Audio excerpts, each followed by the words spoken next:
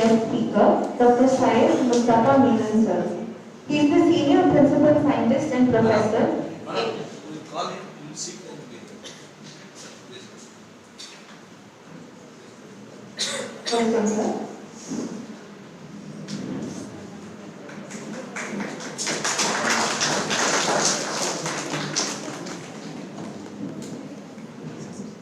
Sir.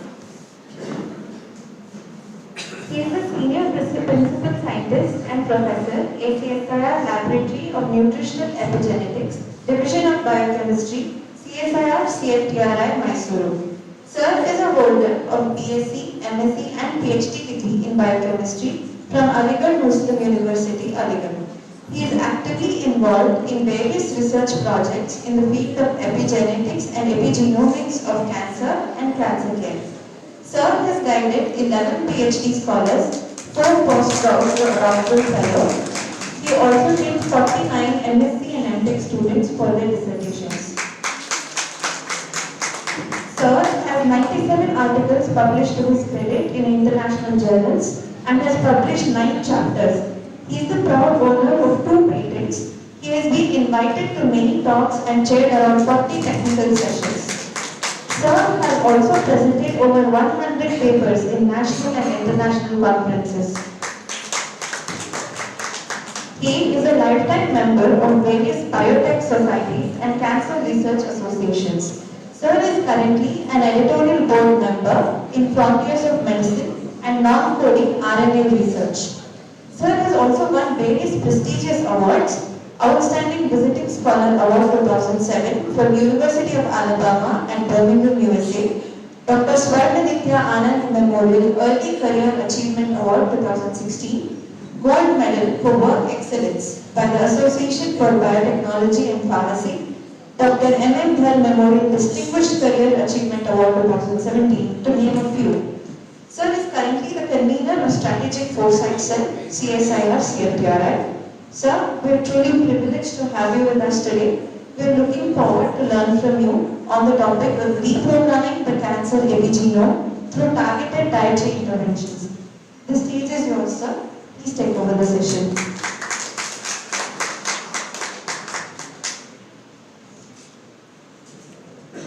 Thank you. Good afternoon to all, and thank you for ma'am for your very generous introduction. And I'm overwhelmed with the gesture and warm hospitality of the GSS, especially Principal Sir and Sudhakar Reddy Sir and Ina Madam and other organizing members of this CMD event. And of course, my dear, young colleagues, students, thank you all for having your interest high after post-lunch session, especially. So I'm so happy to see this such a good crowd, and that with more enthusiasm. That's what I have seen that everybody is so active. Even some people are like most happiest faces I can find sometimes. They were joking and they were kidding also, so that looks good. They are happy. They are happy index and Ayurveda works great. So with this,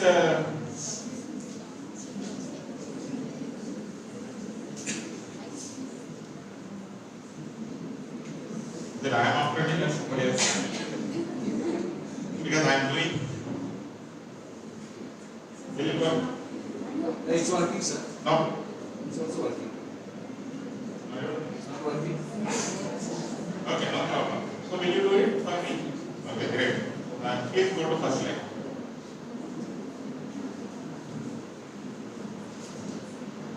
Ma'am, reverse. Yeah. Please pardon me if I do something, overturn the things, because many or all of you are physician over here. I am not a physician, I am a researcher. So in front of you that you have seen the research side as well, and you have seen the academic and research both. I'll try to put myself that, where we stand over there and what actually we are looking for and how we can help as a food science background. So today's the discussion, I think, Veena Madam is a strict professor, what I found over, our connections. I have given her first because I was in a journey that I was given my title and she was not happy with the title. I said, sir, can you revise it? I understand. I was remembering my PhD mentor. Okay. Again, can you revise it? Then I sent, the last one. Then she was telling, fine, sir. Then again, I was not happy. Then when I came to Mysuru, because I was in travel and I was in Kochi, then when I came back, then again realigned my title and I submitted to her. She said, sir, this also looks good, but in the slides, you can mix both of them and you can do. So it's a typical great mentor. The sign, you can find that she wanted everything. So she is a kind of mentor, and I can find that students also they are very enthusiastic because of these kind of mentors and principal and academician over here. So thank you, Veena, for making it the best the title, because that's why I wanted to put it in the title slide to show that yes, this is the title. It's not from me, it's from her, basically. Thank you. So this is the institute. I think many of you, might have worked with that, or many of you have seen those who from Mysuru and you are organized a tour. This is our Center for Technological Research Institute. Even your institutional directors and other faculty members have very close connections with this institute. Yes, sir. We listen to our also. Yes, and I'm happy to say that we have MOU with this JSS Ayurveda Medical College. We are very much privileged and proud to have an association with this great institution. And thank you for this. So now I will go to my presentation orient more towards the students. If you ask that, a very naive question, is gene is everything for you? How many of you say that yes? How many of you say no? But I want to answer. Just raise your hand if anybody says that gene is everything. Okay, fine. Now gene is not everything, say something else is also there. So one thing, not everything. Yeah. But principal sir is very enthusiastic that I told this question is only for students. I'm sitting for us like students. So it feels that he has been taking photo. It came about a decade ago when things were very new that people were like everyone was telling that DNA is everything. DNA will decide over everything. Even people were taking the DNA and putting that in the keychain and all these things. They must remember that they are putting the DNA in keychain. They take the blood and take the DNA and put it in the keychain. And they said, this is my DNA, this is what I am, I'm the clone of this, and all those things. So yes, of course your DNA is everything, but who is the person who regulate or instruct the DNA is matters too. If this kind of family comes in our country, in India, what would be the family situation? There would be a big kind of the behavioral aspects, their choice, and of course their phenotypic changes also. So when they are genetically same, how come they can think differently? How come they can look differently? How come their choice could be different? It shows that there is something else also there. That's why when we were in the childhood, our parents always used to say that watch your friends. You have to have a good friendship, you should not go to that place, this place. And that starts from your gestation also. They have analyzed the genetic material when they are in the 3-year-old twins, when they were become 50-year-old twins. If you see that genetic material, though it is remain same, but there is a marks on the genome looks different. So those marks are called epigenetic marks. Because those epigenetic marks, in the simplest way, if I wanted to explain what is epigenetic marks is, nothing but a switchboards, okay, switches. In this room, there are many switches are there. There are switches for the fan, there are switches for the lights. So which switch, when needs to be switched on, when needs to be switched off. This is the epigenetic mark which is present on your genome. So that is what epigenetic is all about. Next please. Next please. So as I said that these are the switches. You can see that there is air on the genome. This is acetylation, and methylation, phosphorylation, ubiquitination, summation. So these are all the some of the tags which is present on your DNA, on your genome.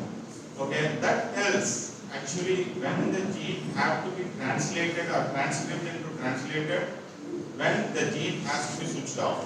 Okay. So when you look at I always give two examples to explain the epigenetic.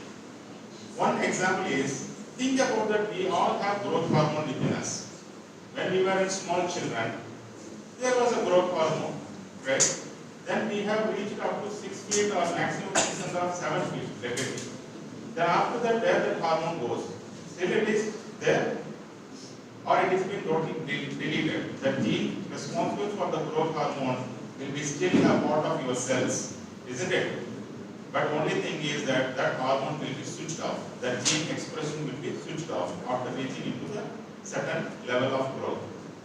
Another classical example of epigenetic is, we all came from single zygote. First it is formed as a single cell, then single cell is converted into multicellular organism.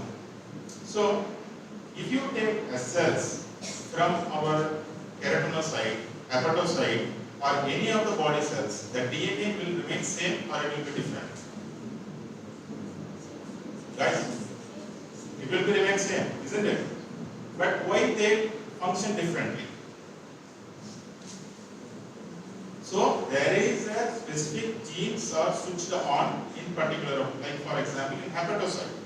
If you talk about hepatocyte, the enzymes responsible for liver enzymes like SGOT, SGPT, all these things, enzymes are being secreted. So those genes are actively present. Those genes are actively expressed. It's not present, actively expressed in this, right? So this is very important scenario for the epigenetics as per concern.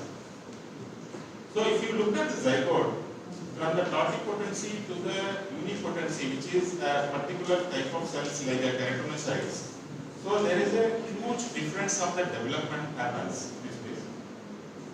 So if you look at the basic pluripotent cell to unipotent cells, the DNA remains same in this case.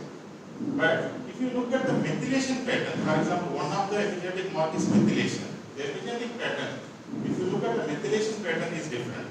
So that methylation pattern will decide actually what the cell has to do. When the particular gene or particular enzyme has to be switched on, when the particular enzyme is enough, it has to be switched off. So that needs to be decided. Next. So the study of heritable gene, the epigenetic is nothing but there is a change on the genome, not in the genome. Your genome remains same, but there is a switch on and switch off mechanism is present, which could be a methylation, which could be an acetylation, which could be a summation. So many things happen. So like that. Next please. So the major epigenetic changes is DNA methylation, histone modification, and mRNA mediated gene silencing. So these are the major three epigenetic changes happen. So next please. So this, for example, only a methylation is concerned. I will not go into the very detail of the epigenetics. I know that that is the not purpose of this seminar. The epigenetic changes happens is DNMT1, 3A, 3B, and there is one more DNMT is also there. Mainly the DNMT1 is primarily maintenance methyltransferase. What is a maintenance methyltransferase? I will give an example, very small example. Parent cells divide into daughter cell divide into next daughter cells, right? So there is an integration. The genome integration has to be maintained. For example, we are getting the character from the parents, right? So how do the characters are being maintained? In the chromosome. So in the chromosome gene expression, like they are telling you look like your father, you look like your mother. How it happens so? Because there is a particular gene is being expressed and that gene is being transcribed and translated into the protein, and the protein will decide what do we add and how do we add and how do you look on that, right? So that comes from your gene. So the maintenance methyltransferase, the job is to maintain the heredity over the period of time. Then for the de novo methyltransferase, there is a very important, DNMT3 and 3B is these two are de novo methyltransferase. So what they do? They make the new methylation changes. As we have seen in the monozygotic twin, they have same genetic material, but they have different choice and maybe the phenotype also a little bit different. and their different character. So why it happens so? Because of the environment and the food what they consume, or maybe the drug what they are taking, or maybe the friend circle what they have. So that decides. So how that can alter your gene? How that can alter your gene expression? Because the maintenance methyl transferase can add new tag. For example, if the electricity goes from here to there, there is one more switch is between placed over here. That switch you can switch it on, switch it off, right? So that is the way there is a new gene expression or new gene suppression can be done. So for example, how this related to cancer? I'll go into how it relates. These are all fine. You have taught us so much epigenetics in our textbook level, but how it relates to the cancers? How we can utilize this knowledge for cancer? Okay, that's a question what I can see from many of you. Think that in cancer, what happens? The tumor suppressor gene. We all know that what is tumor suppressor gene, oncogene, right? I don't need to give big explanation.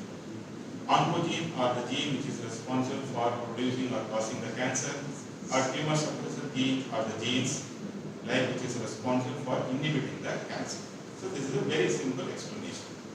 The tumor suppressor gene are being silenced in many of the cancers. If you look at that, any of the cancer, what are the tumor suppressor gene? The guardian of genome, P53. Like we all know that guardian of genome is P53, or P60, logo, P21. There are many tumor suppressor genes are. So these genes are being deleted. No, it's not being deleted. Their transcription is silenced. Because it is silenced, the tumor growth or the proliferation of the cancer cell is so high. So here if you see that, and how it is being silenced? Because you know that every gene will have a promoter. So this is considered a tumor suppressor gene, and this is a promoter of a tumor suppressor gene. Can you go back please? Okay, this is the promoter, and this is a tumor suppressor gene.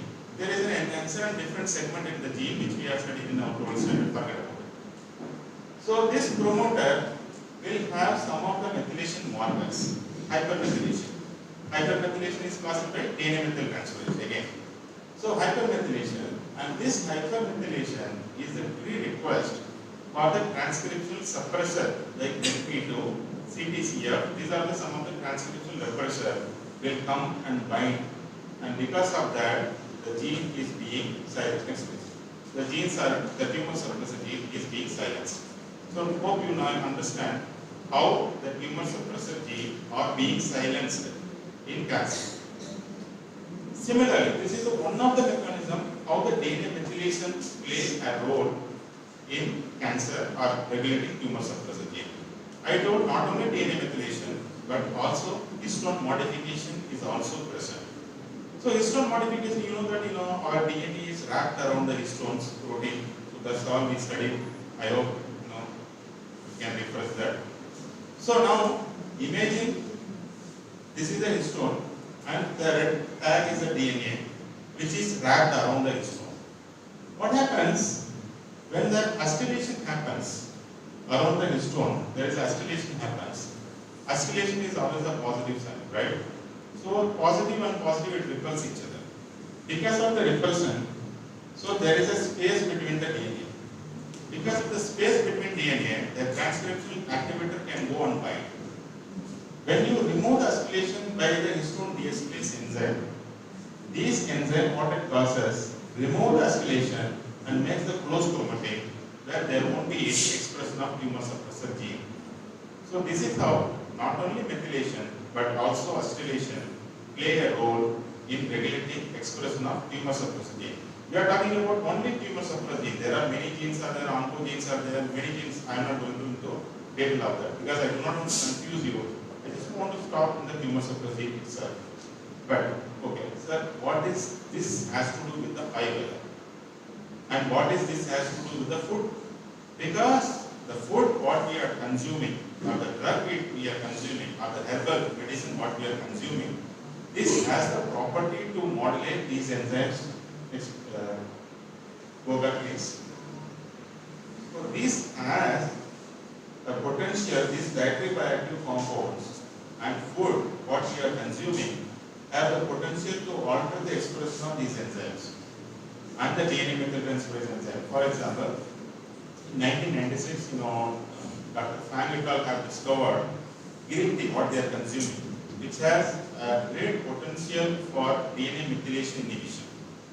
Okay, and for example, many dietary compounds from cruciferous vegetables like broccoli, cauliflower, and all those things have the potential to inhibit histone deacetylase. So now I think you can correlate why these compounds are called anti-cancerous. Not only antioxidant property, but also their anti-cancerous property, because they can modulate histone acetylation and DNA methylation, thereby which can activate or inhibit tumor suppressor gene. And the activation and inhibition of tumor suppressor gene somewhat related to the cancer, right? You all agree with that? Okay. So I thought, I will attempt some little bit of suicidal attempt in front of Ayurvedic doctor. I will explain some Ayurveda. Okay, so that they can blame me that this guy do not know anything. So it's better to be blamed in such a way. So what I believe, it is my personal belief as well that it's coincidence with the Ayurveda as well. In Ayurveda, what is the genotype or what the genetic material what you have from your parents is Janma or Prakriti. Because that you cannot change. Okay, your Janma or Prakriti cannot be changed. It is decided, right? What you got from your DNA, you cannot change. Until some mutation happens, some deletion, addition happens, but your DNA remains same. But the disease what you are going to get, the age what you are going to gain, which you can change or you cannot change. You can change. Like for example, you started smoking like 10 cigarettes per day. Obviously that you know that what karma you are doing. And if you are doing some meditation, some Ayurvedic healthy food and which you are taking regular exercise and dietary restrictions, you know that what karma you are doing, right? So these karmas are nothing but the epigenetic changes what you are going to make on your genome. Okay? So if you look at the connection, the mRNA comes out of your genome is because of your karma. So whatever the activity you are doing, so that affect your genome, that tells your genome what to get synthesized, whether oncogene should be activated or tumor suppressor gene should be activated. So that depends on your action and your karma. Okay? I hope I convinced Ayurvedic people. Okay, this is what it is, like that. So I think probably I have explained with this next please. A little bit into that. We call, usually the physicians, Ayurveda physicians used to say that Rashayana therapy or regeneration biology. Okay, so they say that there are many Rashayana therapy, actually it's modulated DNA methylation and histone modification. What we have seen a little bit before. So one of the great example what we have studied in our laboratory as well, ashwagandha. Ashwagandha, the active compound is Vitferin A, which induces apoptosis through inhibition of DNA methylation process as well. Then they say that ahara. Ahara is a great, one thing, because a moment ago I was talking to one of the Ayurvedic physicians who was the chief guest over here as well. That food is very important. Why people have chosen, allopathic medicine over the Ayurveda? What I believe, there is no dietary restrictions, right? You can just, have a cold medicine. Again, you can have ice cream also. Nobody, say anything, and there is no dietary restriction. You can have anything, but Ayurveda is not like that. Or Siddha, Unani are not like that. Because, at least nowadays, they are good. I am so happy with Ayurveda because nowadays they make it as a tablet form. When I was a small guy, they used to give a powder form. Okay, that smells a lot. If you open it, it smells a lot. And the more important thing is that you go to the physician, they will tell you should not take penpon, you should not take dry fish, you should not have brinjal, you should not have this, you should not have that. You remember, they have a lot of dietary restrictions. I used to kind of little bit scold them inside. Why this has to be, this much restrictions over there? Later, I become a cancer researcher. Then I thought, why it should be, this much of restrictions are there. Then can it be used? Then that time it was a blooming when I was doing postdoc in US. So there's a lot of discussion was going on there over the period of drug resistance, antibiotic resistance, chemo resistance. Those were the very newer field, and we were asked to work on chemo resistance by NIH especially. So we started writing many projects on chemo resistance because even a moment ago, before I come to this conference, I was checking in NCI, National Cancer Institute website. How many breast cancer drugs are there? I found there are 110 around drugs are there for a single disease. Why so? A single disease, why to have 110 type of drugs are there, but still the drug company or pharma companies are still working on discovering newer drugs because the older drugs are getting resistance. Like for example, tamoxifen. Tamoxifen is a drug used for the breast cancer patient for having the hormonal different positive breast cancer. About 10 mg of tamoxifen for 5 years. But before reaching into the 5 years, we will get resistance. Then the tumor of the patient does not react to that particular drug. Why so? Then what we thought is, can we do some kind of tweaks? Can we make some dietary restrictions?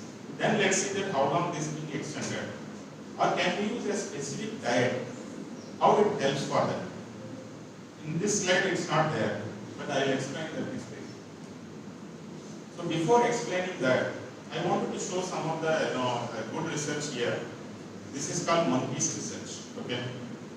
So ahara we were talking about. The best ahara one can take is fasting. The diet restriction. That is the best ahara one can consume it. That is the intermittent fasting or fasting, whatever you call it as. Okay. So this research was published at least 2009 in Science article, and this impressed me a lot all the time.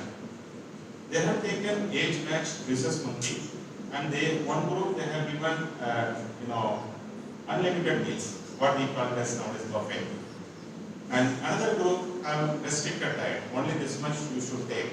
Okay. Then after a period of time, they have seen that the unlimited, the buffet monkeys, you see that they look very old. Whereas the restricted or diet restricted monkeys, they still looks young.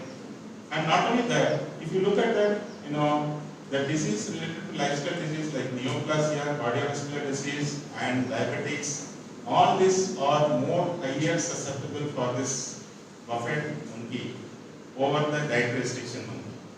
So that tells that ahara is one of the best, medicine. Next please. So by taking this example, and we continue the research, what actually it happens to the cancer cells. So that was time, and I was working with Professor Tavaspa lab, and I was reading that science paper, and I told my mentor, is it okay if I check this on cancer cell? Or just check this simple cancer cell, I'll make them fast, and let me check that how it survives. So that was very simple logic what I given. He told me, okay, crazy guy, do it crazy anyway. So I said, okay. So how do you fast cancer cell? I told cancer cells media what we supplement is high amount of glucose. So we will restrict the glucose. Okay. So we have taken we have taken healthy cells and cancerous cells, where you see that the glucose restrictions enhance the growth of life of the healthy cells at least 4 weeks more. Where if you see that cancer cells, the cancerous growth is being induced. If you give unlimited glucose, the cancer cells are so happy and they grow more faster. So they also require dietary. So dietary restrictions play 2 ways. Dietary restriction helps for the normal cells to grow more calm, where the cancer cells to grow like this. So dietary restrictions is very important for the cancer patients. Next please. Not only the dietary restriction, these are some of the articles which really make your attention. Light at night drive intrinsic resistance to the tamoxifen therapy. Can you imagine that a cancer patient who is just driving at night is caught? That will also enhance the resistance of the drug. Then I was looking at the paper, how it happens. So because, for example, a person is, having the cancer and who is under the tamoxifen therapy, then he's keep on working at night. Because in the night what happens? Serotonin. Okay? There is a conversion of melatonin to serotonin and melatonin to serotonin. And because of the, the conversion, it is a one or less both the same only. That changes the methylation in the clock gene. Because of the clock gene change, which causes the resistance.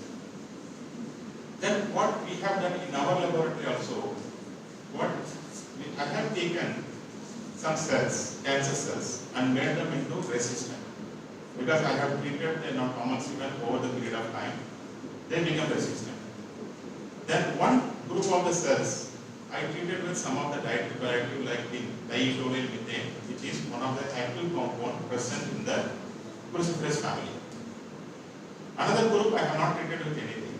Okay. So what the drug has, what this compound, dietary compound have done, the cancer cells actually, they are very small. Whenever you take a drug, there are some receptors on the cancer cells. They are called drug efflux receptors. These drug efflux receptors immediately throw the drugs outside because nobody wanted to kill by themselves, right? So whenever the drugs are being taken, like for example EGFR inhibitor, any of the EGFR inhibitor, allogeneic, imatinib, carbatinib, all these EGFR inhibitor. So EGFR takes these inhibitors inside the cancer cells, then it has to undergo for apoptosis. What they do? Immediately these drug efflux inhibitors throw them out. But what is Ayurvedic components, especially for some of the Ayurvedic component which is present in the ashwagandha or which is present in the tea, what they do, they inhibit these drug efflux inhibitors. If the drug efflux inhibitors are being inhibited, what will happen? The drug can stay a longer period of time inside the cells, it will kill the cancer cells. Isn't it? Okay. So now I come to some of the statistics which you know already. What is the rate of breast cancer in India? I think good that many of us are physicians, especially younger people. I wanted to really bring your kind attention for these slides. I do not want to really go into these details. These details, as a physician, you know it. At least more number of breast cancer patients are getting in India. But what I wanted to show you is this graph.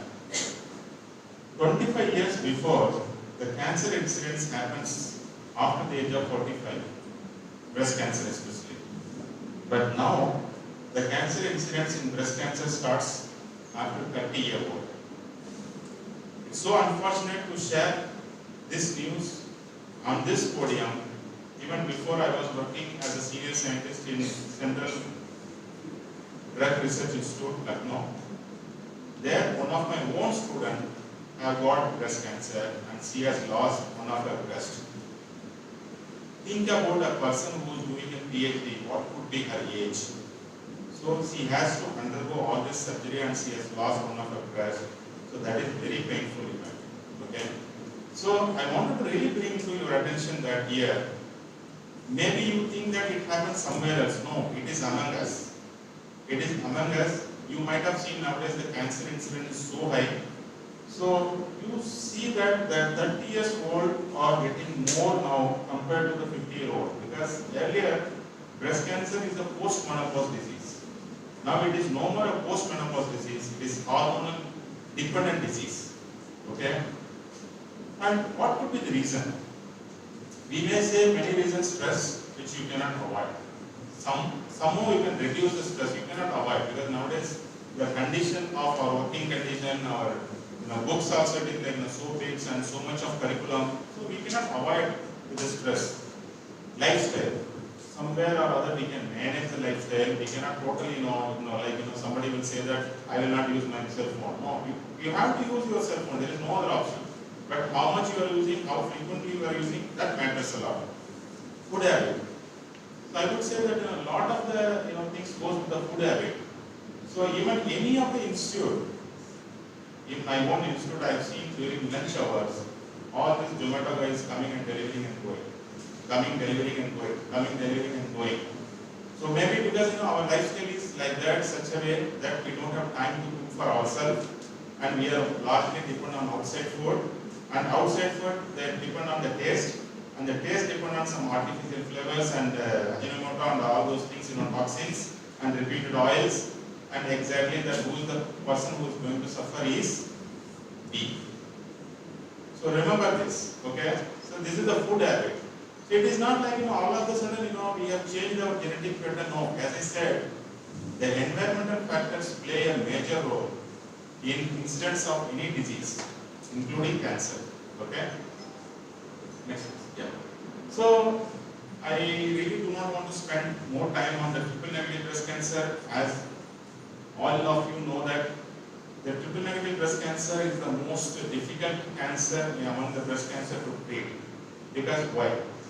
Because when a cancer cells have any receptor like progesterone receptor, estrogen receptor or HER2 receptor, you can targeted therapy can be used. Like for example, a moment ago I was talking about tamoxifen, which is selective estrogen receptor modulator. Okay, so which can selectively bind to the estrogen receptor and inhibit the proliferation of the breast cancer cells. What if you think that there is no receptor is present on the breast cancer? How do you treat them? Like for example, in the olden days, the thief used to come into the villages with whole body oil. You cannot catch them, okay? Because they have nothing to catch. So like the cancer cell have nothing to catch, which is nothing but a triple negative breast cancer, okay? So they are the most aggressive type of breast cancer. If you look at the survival rate of here, they are the most aggressive type of breast cancer. The survival rate is so low, and they are the highly metastatic potential. As you all know that primary cancer kills less than the metastatic cancer kills more. So they are the highly proliferative and highly metastatic in nature. So there is largely very few drugs are available for triple negative breast cancer. That also not target specific. Definitely in Ayurveda there must be some solution for it, which I do not know. You ask your mentors. Next please. Yeah, here I wanted to tell you something good or something bad as well, because we are talking about food. Some can say that, sir, how food can regulate differently the cancer cells versus normal cells. Because this was the Nobel Prize what we got by Professor Ottawa Warburg. This is called Warburg effect in cancer. If you take food is being converted to glucose, and glucose is converted into ATP, which everybody knows, right? The metabolism of glucose is different for the healthy cells versus cancerous cells. Because if I make you refresh your knowledge on the biochemistry, glucose is taken by the cells by glutathione receptor, then glucose is converted to glucose 6-phosphate, fructose 6-phosphate, then glycerol-negative 3-phosphate, then phosphoenol pyruvate, then pyruvate, then it goes to the electron transport chain where it produces more ATP, like roughly this crosses about 32 ATPs, right? This is what normal happens. But in cancer cell, the pyruvate doesn't go to electron transport chain, where it goes to lactate. It produces lactate, where only 2 ATPs are being produced. But still, cancer cells prefer to go into that pathway rather than go to the electron transport chain. Because the reason is that the lactate is giving acidic environment for the cancer cells to grow, because cancer cells love to have alkaline environment. Second, they want quicker energy because they wanted to grow more faster. They cannot wait to make up to 32 ATPs. They want only 2 ATPs enough. They want to quicker. So this is the difference between the healthy cells versus cancerous cells, though it comes from your own body. So see the difference. This was the event was discovered by Ottawa Warburg, because of the he got a Nobel Prize. Next please. So yeah, and if you look at the histopathology of the healthy tissue and the breast tissue, you can find there is an expression of PKM2. PKM2 is nothing but a rate-limiting enzyme of phosphoenol pyruvate, and glutathione is the receptor for the uptake of the glucose. If you see that both of them are highly expressed in cancer, whereas in healthy cells it is minimally expressed. So that tells that cancer cell is not easy, because they take energy from anywhere else. They want quicker energy. So until you don't restrict your dietary habits or your food or glucose level, it will be like feast for them if you do not do that. Next please. So what we have done is, we have also checked patients, data, the carbohydrate metabolism, glucose uptake, and intermediate metabolism. All of them are highly expressed in triple-negative breast cancer cells compared to the normal cancer versus healthy patients or healthy, population subjects. So this tells that the cancer cell express all the receptors so high, wherever it finds like the energy from protein source, energy from carbohydrate source, it just just takes up and grow faster. So this is what it tells about in the human sample as well. Next please. So now let's back to the epigenetic pictures, because now I have given how food play a role on cancer. So we have documented some of the normally we consume dietary supplements like tomato, apple, citrus fruit, broccoli, turmeric, green tea, grapes, and what is the active compound present in there, and those active compounds, what kind of activity it can have, like a DNA methylation.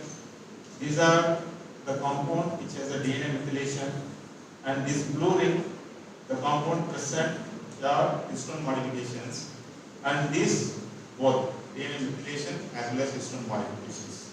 Next please. So this introduction I think I already have given. Triple-negative breast cancer is absence of ER, PR and HER2 receptors. Next please. And in this study, what we are thinking of doing it, we will combine both cruciferous vegetable and green tea and see the effect of on triple-negative breast cancer cells. How the triple-negative breast cancer cells we can modulate or we can tweak with the dietary supplements. So this is some introduction about green tea which you know better than me, so I am skipping out of it. And green tea has 4 major compounds like epicatechin, epicallocatechin and EGC, all those things. And among that EPCG, epicallocatechin trichelate, is the most abundantly present and most active one which we found. Next please. This is structure of EGCG. Next please. And sulforaphane. So we have taken this green tea polyphenol and sulforaphane which is present in the cruciferous vegetable like cauliflower, broccoli and paleo, not because of they have some Ayurvedic property, but they have DNMT and HDAC activity. Like for example, I told green tea polyphenol is a good DNA methylation inhibitor, whereas broccoli sporate, which is the active compound name is sulforaphane, which is a good HDAC inhibitor. So we thought that how we can make DNMT and HDAC dietary inhibitor, can we use them for the treatment of triple-negative breast cancer? Next please. So our questions before starting this experiment, our question is, would combination of green tea polyphenol and sulforaphane have synergistic effect first on triple-negative breast cancer? If any hormonal therapy can be done, if yes, what is the mechanism? Whether it works in English. These are the very simple questions which we framed before doing this experiment. Next please. So we have taken MDLP231, which is one of the human triple-negative breast cancer cells. So those cells were treated with different concentration of green tea polyphenol, 10, 20, 40, 60, 80, and different concentration of sulforaphane, and the combination of green tea polyphenol and sulforaphane. And we have seen whether which one inhibit the proliferation of triple-negative breast cancer better. We found a combination of 20 plus 5 and 20 plus 10, which inhibits effectively then the individual doses of 20 microgram or 5 micromole of sulforaphane. So the combination works better in inhibiting the triple-negative breast cancer cells out of these results. Next please. So the inhibition always mediated through inhibition of cell cycle, right? Because there is a cell cycle. Is it arresting the cell cycle of the breast cancer cells? We found that the green tea polyphenol, this is the control cells, the green tea polyphenol and sulforaphane inhibit D2M cell cycle arrest, which is as equal to the synthetic inhibitor of pioxazotide and SABA. Even better than that. So now we got a crazy idea.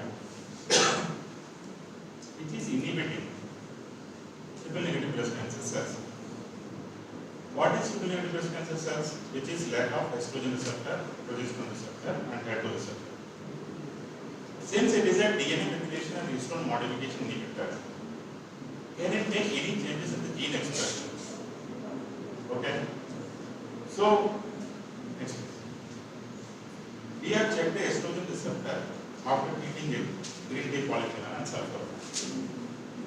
We found that because as expected, estrogen receptor is not expressed in TNBC, triple negative breast cancer cells. There is no expression. But after 72 hours of treatment, we found that expression of estrogen receptor in ER negative human breast cancer cells. So that was something promising for us. We felt the estrogen receptor can be reactivated in ER negative human breast cancer cells. Why don't we treat with tamoxifen? So that let's see that tamoxifen can act on that or not. This expression further we also have not only checked by Western blot but also checked with the real-time PCR where we found that the combination of green tea polyphenol and sulforaphan is significantly reactivated estrogen receptor compared to the control.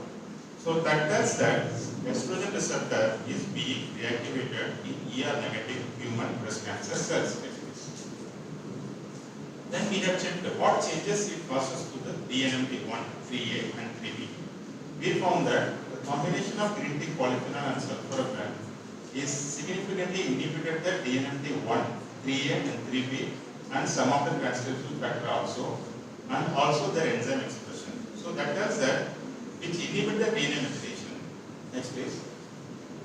And this is the cells, the human breast cancer cells, and which is being expressed by 5-methyl cytosine, and the cytosine 5-methyl cytosine is also being inhibited. So that tells the methylation is going down. Next please. So this is the core promoter for the estrogen receptor. There are 21 CpG nucleotides are present in the core promoter. So we have designed primers for the methylation. Next please.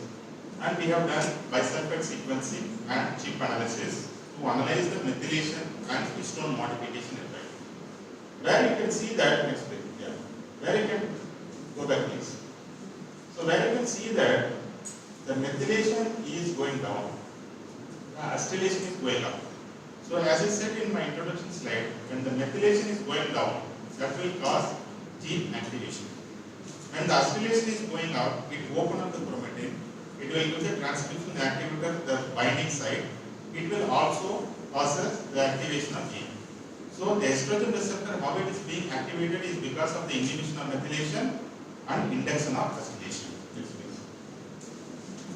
So our ultimate aim is that can we use tamoxifen for triple negative breast cancer cells? Okay. So we have checked with green tea polyphenol and sulforaphan along with tamoxifen, which induces apoptosis or cell death significantly compared to control. Next please. So our ultimate aim is to study with the in vivo system. We have taken nude mice and we have given human cancer cells to them, and we have also given supplemented with food with green tea polyphenol and sulforaphan. Tamoxifen was implemented on the subcutaneous and measure the tumor level. Next please. The tumor size or the volume, if you see the control, it is going up. Whereas the combination of green tea polyphenol and sulforaphan, it is significantly come down, whereas tamoxifen alone is ineffective. So this tells that, clearly tells, tamoxifen alone is not inhibiting triple negative breast cancer cells. But when treated with green tea polyphenol and sulforaphan, it reactivates estrogen receptor. Because of the reactivation of estrogen receptor, you can now treat with tamoxifen for the inhibition. Next please. Next please. Yeah, you can see the tumor pictures. This is the control tumor. They are highly vasculatured. You can find lot of angiogenesis and the tumor size is also big. But if you see the tamoxifen alone, the tumor size is almost as equal to the control tumor. that when you see that the mice which are treated with green tea polyphenol and broccoli steroid along with tamoxifen, the tumor size is being largely reduced. So this tells that the same principle that green tea polyphenol and sulforaphane reactivate estrogen receptor, then the estrogen receptor reactivation helps for the tamoxifen to inhibit the tumor size. Next please. So this is what I have summarized. Next please. So our findings suggest that dietary DNMT inhibitor and dietary HDAG inhibitor helps for the treatment of triple-negative breast cancer. So dietary restrictions or Ayurvedic principles have the potential for DNA methylation and histone modifications that can be effectively used not only for cancers but also for triple-negative breast cancer for the effective treatment along with existing drugs. Next please. So as I say that when diet is wrong, medicine is not no use. When diet is correct, then medicine is not actually required. Next. So this is our lab. I thank my mentor and collaborator Telescope and my younger colleagues and my lab members and funding from the CSIR and ICMR. Thank you. Thanks a lot for your attention.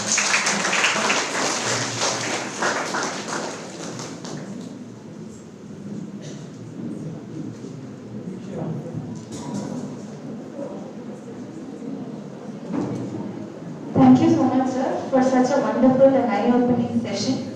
On behalf of the organizing committee, we humbly request you to accept a small token of gratitude and invite Dr. Subhadra Reddy, sir, and Dr. Veena ma'am to kindly present our token of gratitude to sir.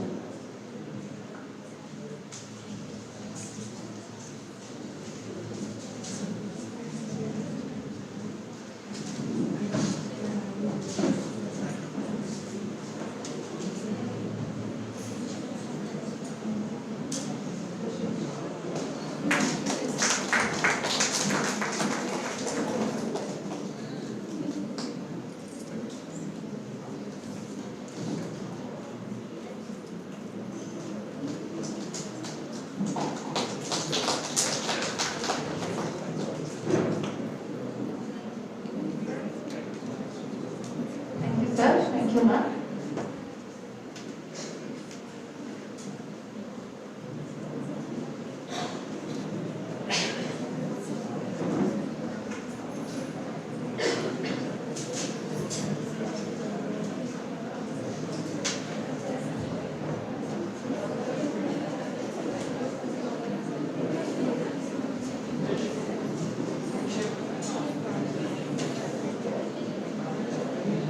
I now invite Dr. Vijay Jyoti to introduce our next speaker.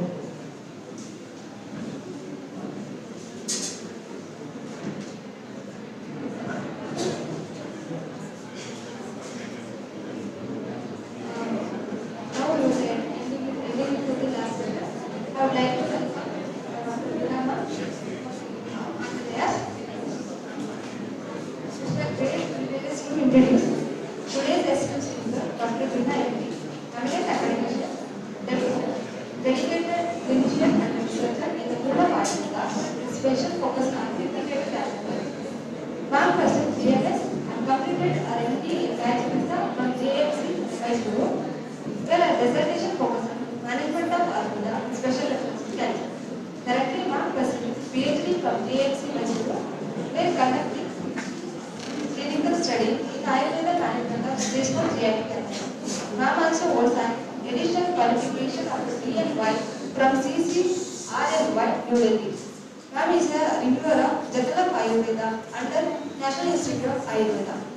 Her academic excellence and clinical contribution have been recognized with the various awards including Most Trusted Doctor Award in 2023, Nari Shakti Award, Best Paper, various national and international conferences. Currently, Ma'am working as a professor in Department of Disease Studies in Ayurveda, contributing as postgraduate guide. Ma'am is in charge of cancer clinic in our hospital and has been instrumental in fostering collaborative cancer care through MOEs with the leading hospital in Mysuru. Our unwavering commitment in Ayurveda oncology, research, education and leadership truly makes Ma'am as an inspiration. With that, I had a decision.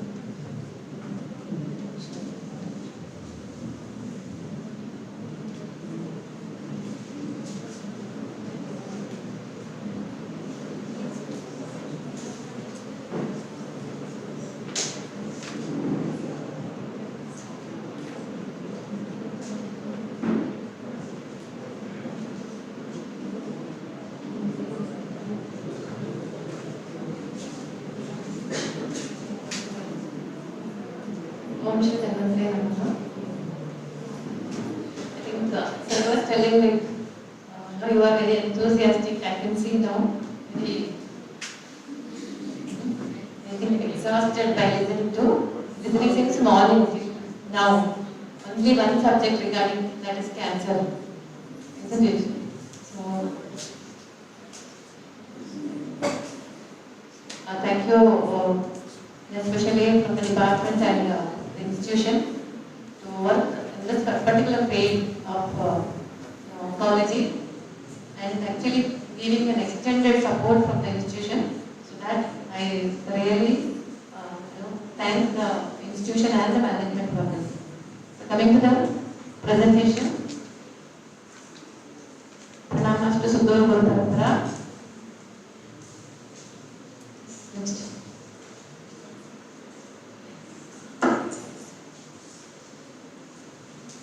So once again, the last session, welcome to NIYATI-2026.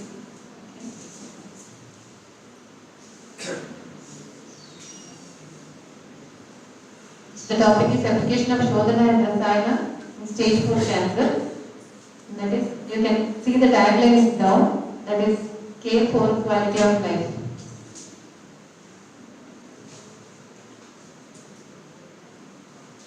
So this was the one picture I always keep in my presentation. A lady over 92 years with basal cell carcinoma was approached our hospital, I think in 2018 or 19.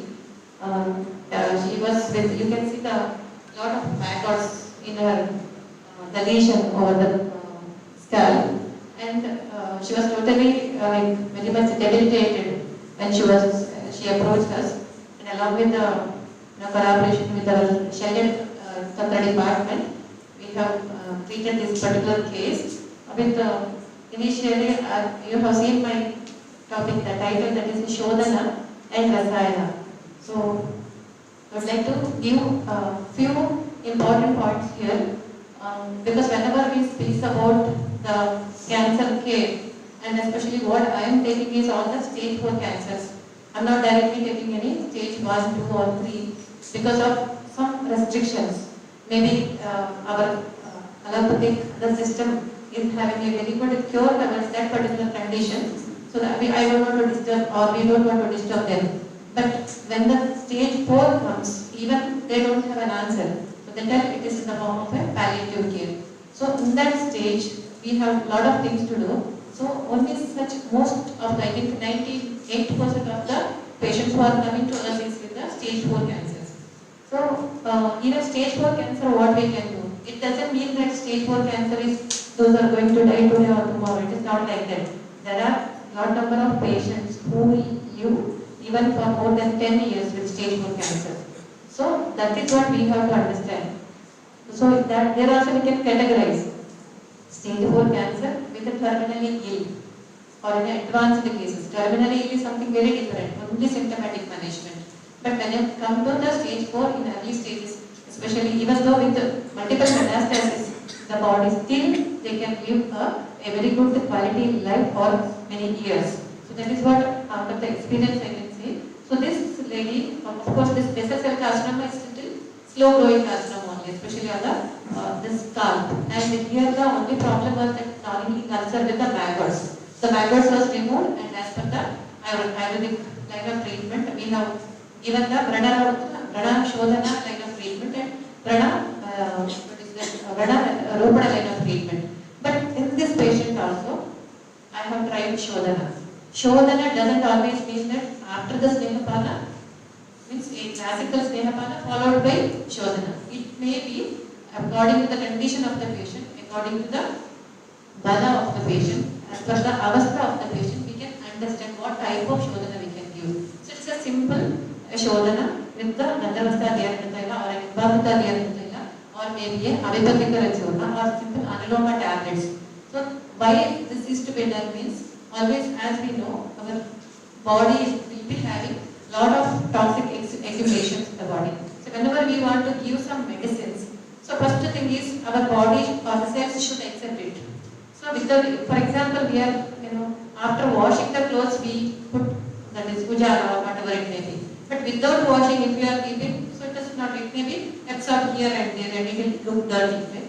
So similarly, whenever we want to give some medications, so we have to see or we have to look into the core part that our cells are very clean or very slightly, which is oxygenated. So that is the most important thing, and not only for cancer, any other disease also, this is the basic principle. So the Shodhana is very important. So at what level we can use, this is what we know. First day actually when we started with the Shodhana to this patient, with the Gandharvasta here in the Taila, only 10 ml, I think she has been for about 8 to 10 times. So she was little weak, but still after giving 1 glass of buttermilk, she again regained her strength. So whenever we go, these are the some things we understand during our practices. So whenever there is a continuous, Vegas, so how to stop immediately to regain or to, thinking about the patient's bala, we can give 1 glass of buttermilk immediately, so that immediately after that it will stop, or even, a little bit cold water also is enough if at all buttermilk is not available.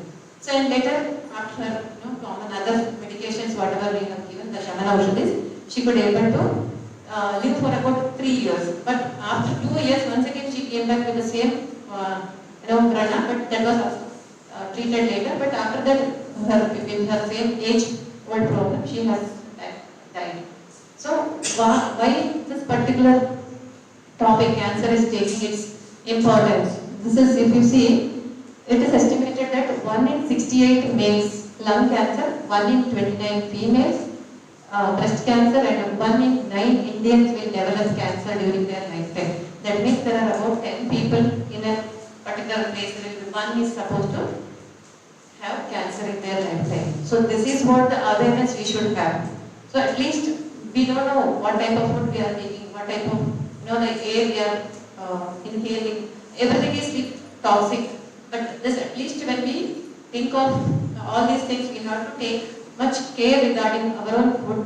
Before telling anybody else, we should take care of these things. So this is what the burden on us.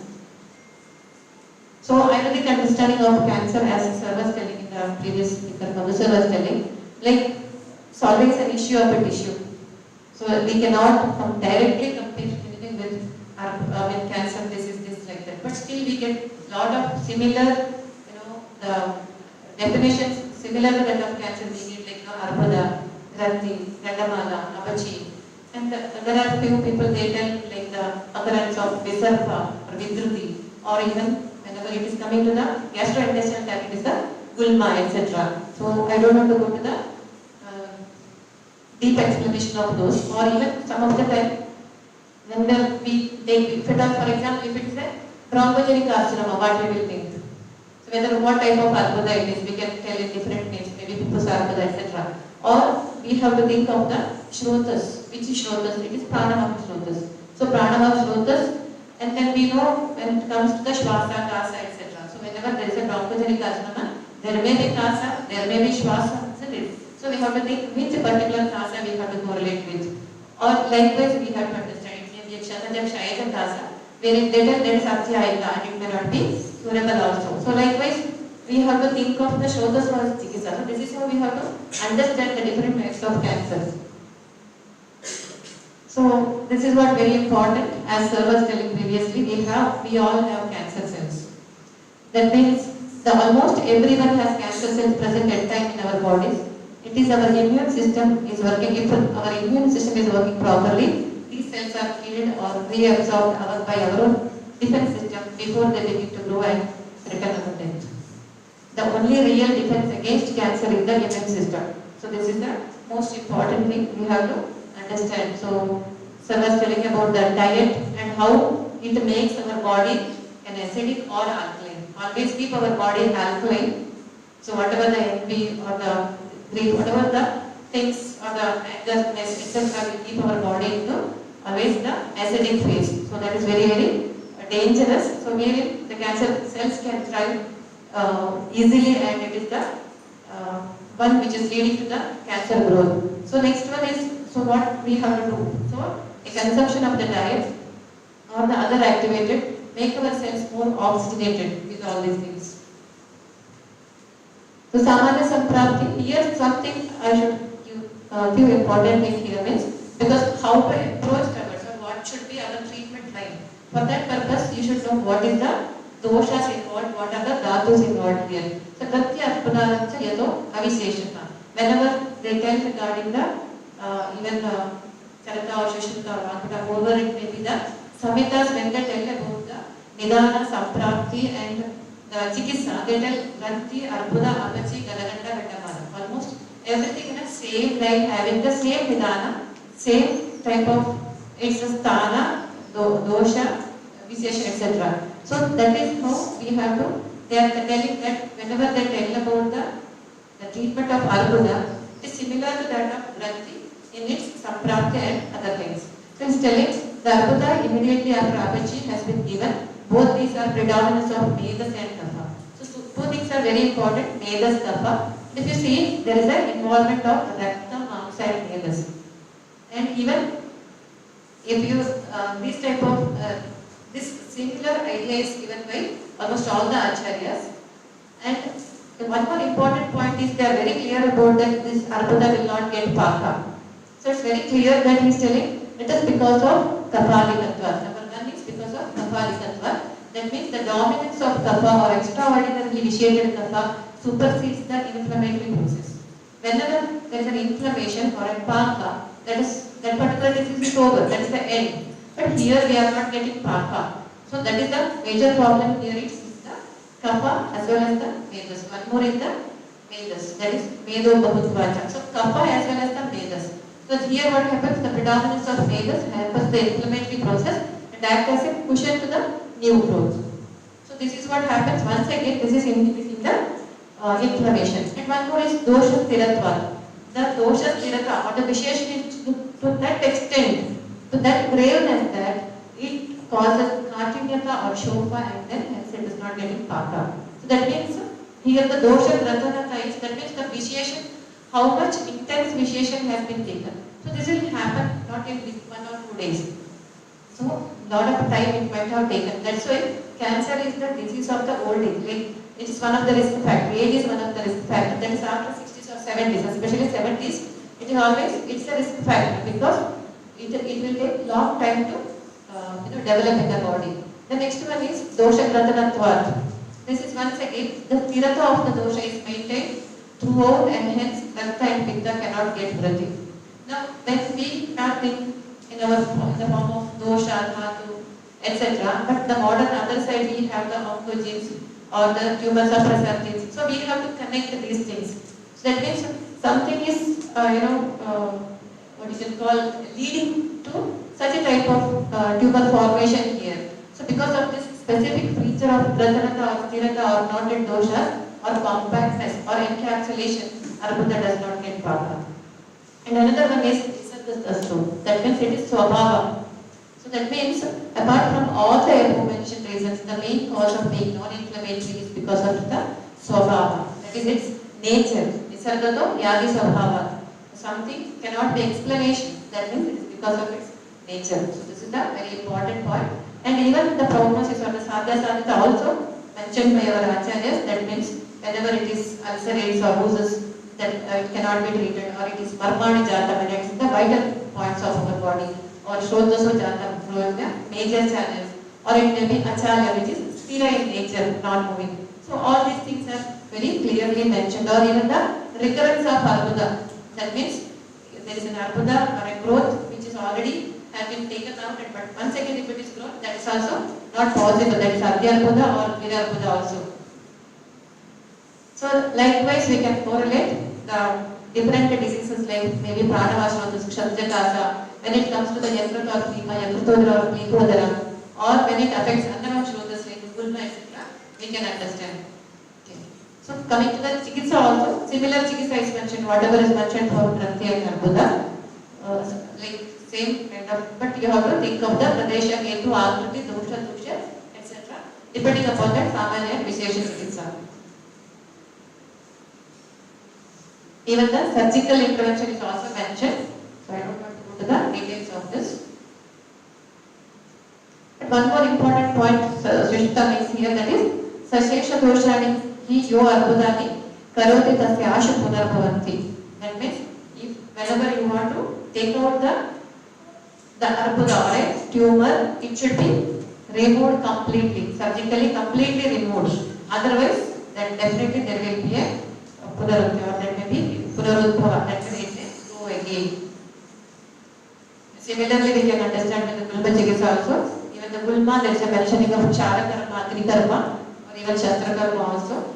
So coming to the palliative care of Ayurveda. So why this palliation word, or why palliation is important?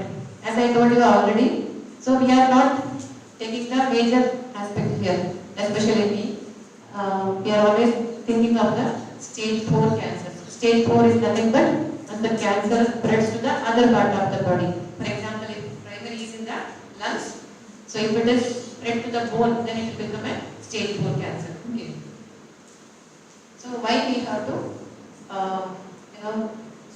do this particular, or we have to think in this particular line? That is because if you see the palliative care globally, the first, what you can call, the first place goes to CVD, that's cardiovascular disease. But you see, the second disease is cancer. So the cancer is the second leading cause, leading disease, where palliation is very, very important. What are we going to do here? And especially what are the specific signs and symptoms? Whenever we tell about cancer, it is only the cancer the name kills, because they know the sufferings of a patient who are suffering with cancers.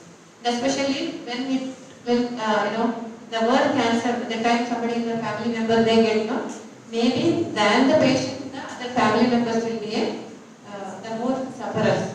I got a call just 2 days back from an earlier MBBS student who is in Bangalore, saying that actually he called previously, some 1 week before. So that time he was telling like his mother is having cancer. Mother is having lung cancer, but primary is in the, I think it was in the liver. And then he was telling like he's already finished 3 cycles of chemo, and now they are telling they want to continue with in continuation, they want to give immunotherapy. But they are not telling that definitely we are going to cure. And his problem is he is little bit from a poor background.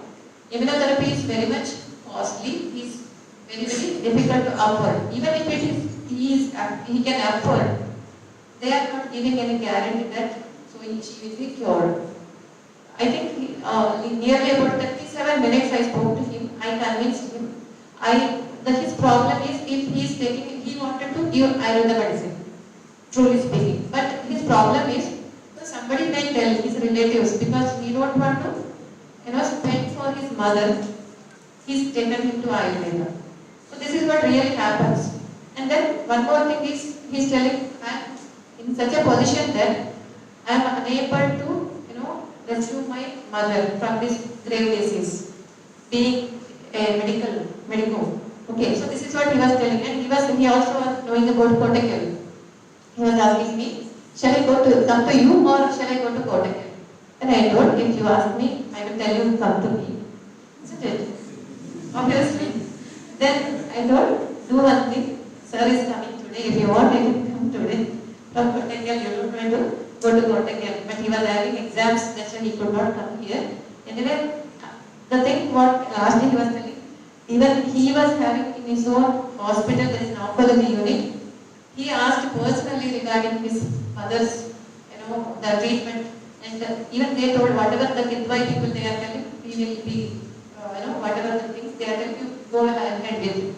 And he was telling, you have taken some nearly half an hour, you spoke to me even over the phone, but the other persons in front of me could not, at least to communicate with me in a different manner.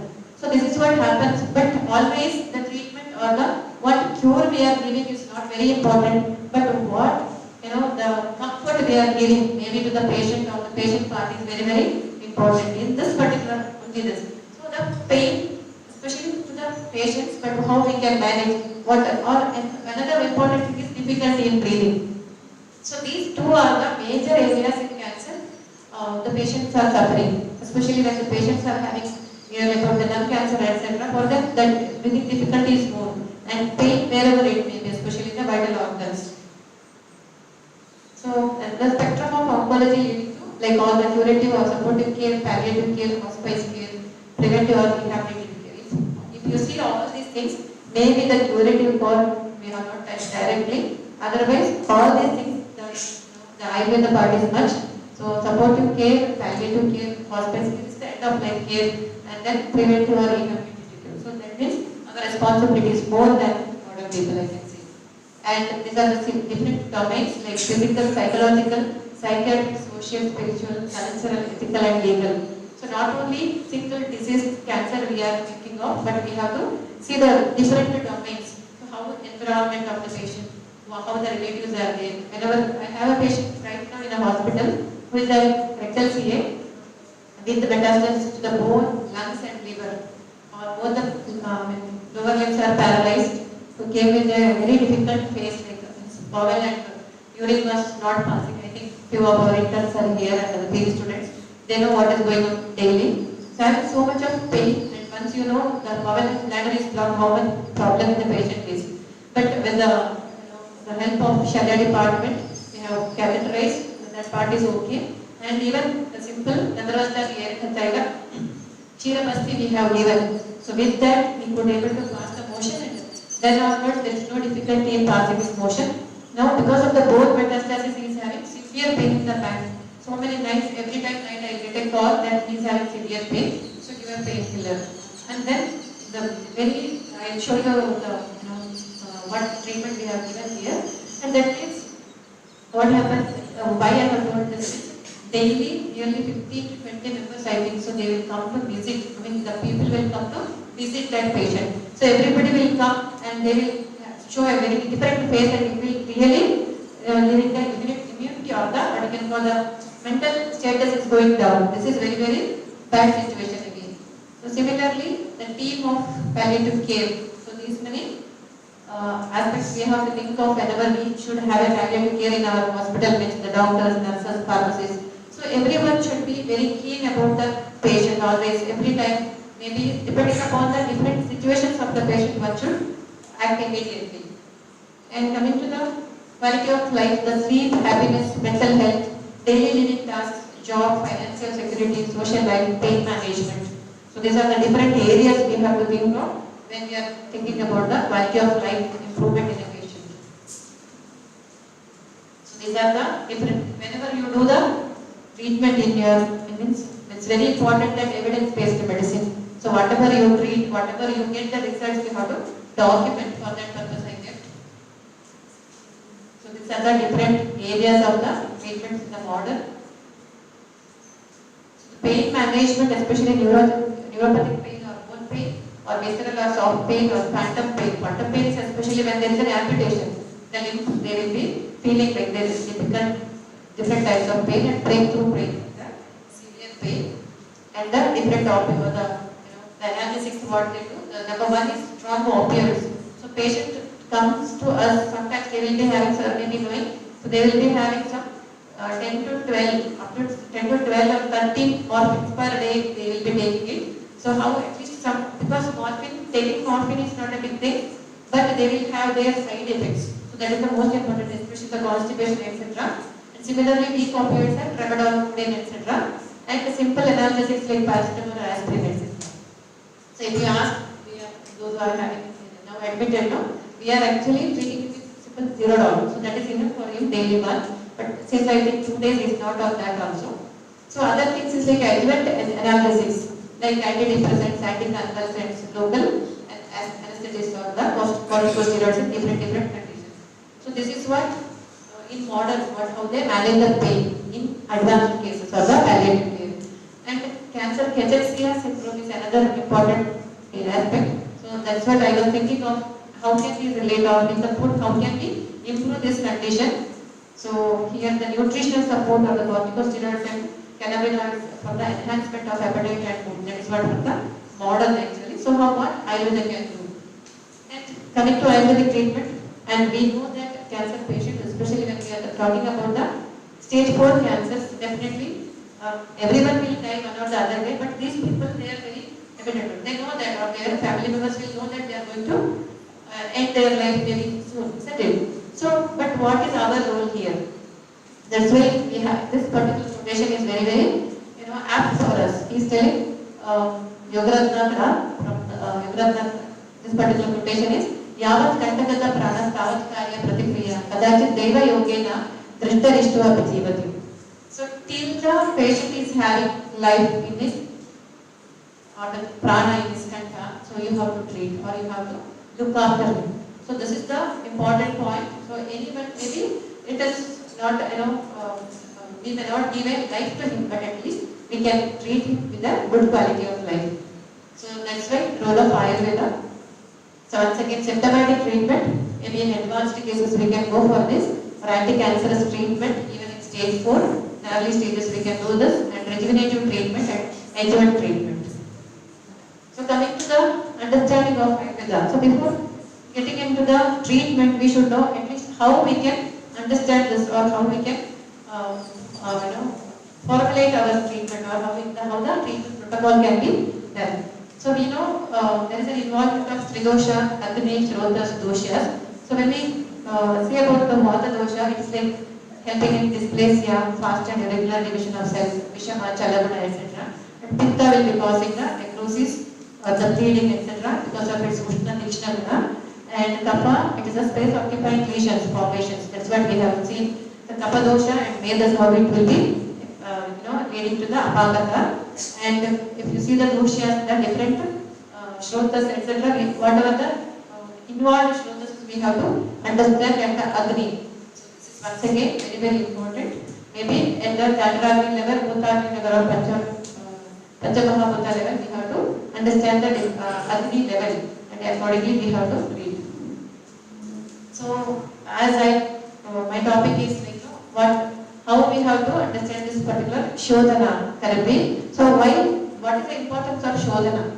So when we talk about Rasayana, because the very first chapter only it is mentioned that whenever we go to, normally whenever the Rasayana administration, Shodhana is must. So Shodhana is must means it may be a classical Shodhana.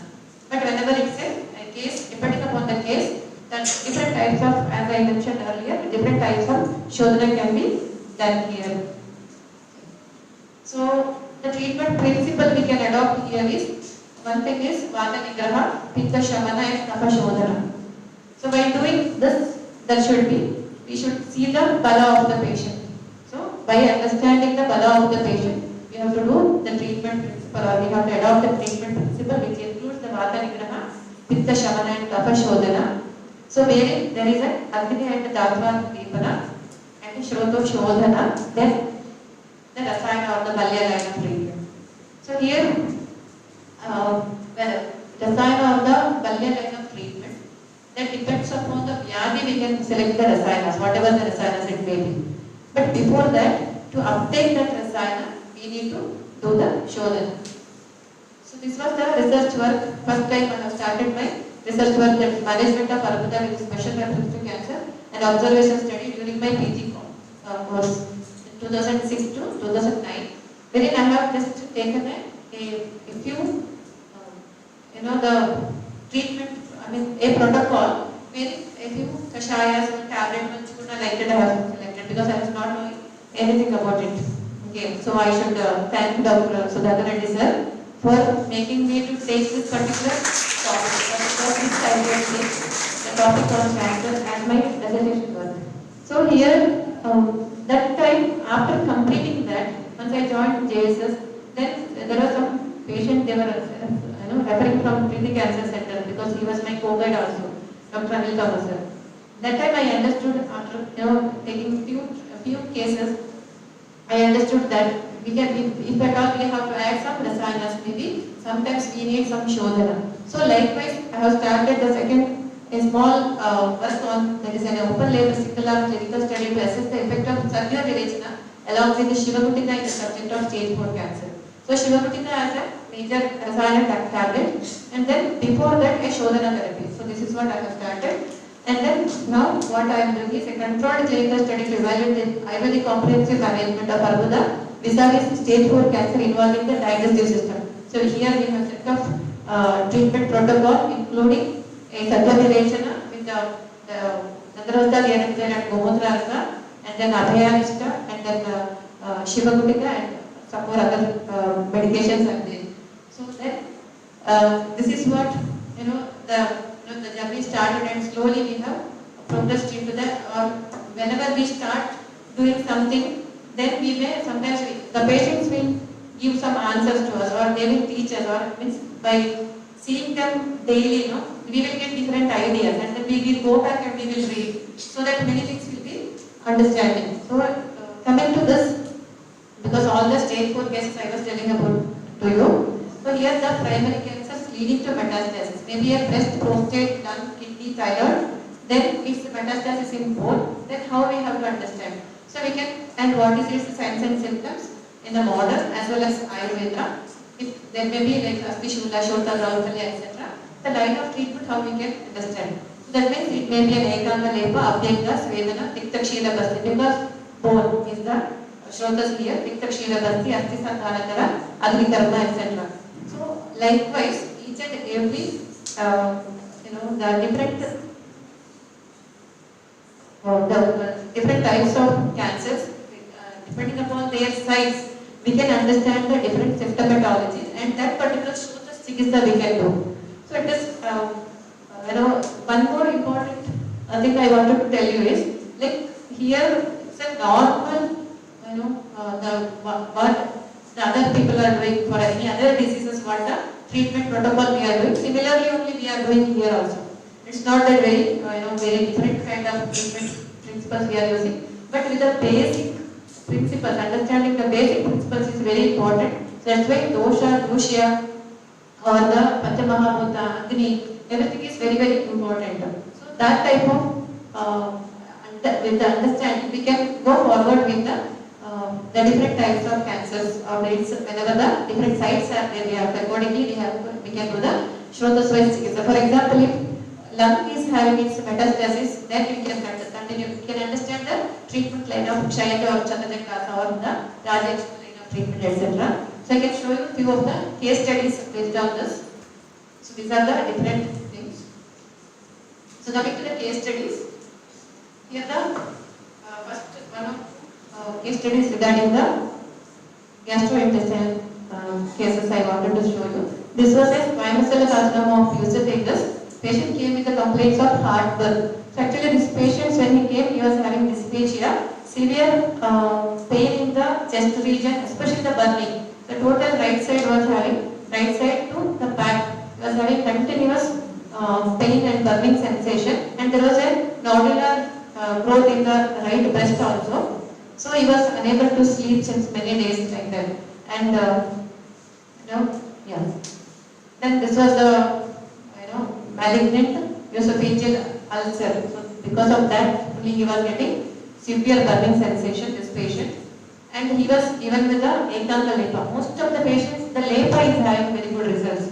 So simple Lepa, even if it is a esophageal cancer, the radiation, everything was there, but the Lepa application may be mentally also they may feel that some specific treatment is going on, that may be one thing. Other than that, most of the cases Lepa we use here. So here it was like Ekanga Lepa to the chest with Estimada Choda, Triphala Choda, tablet Kanjanara Lugubuludias was powder had kept, and Yavakshara and Gomutra with water.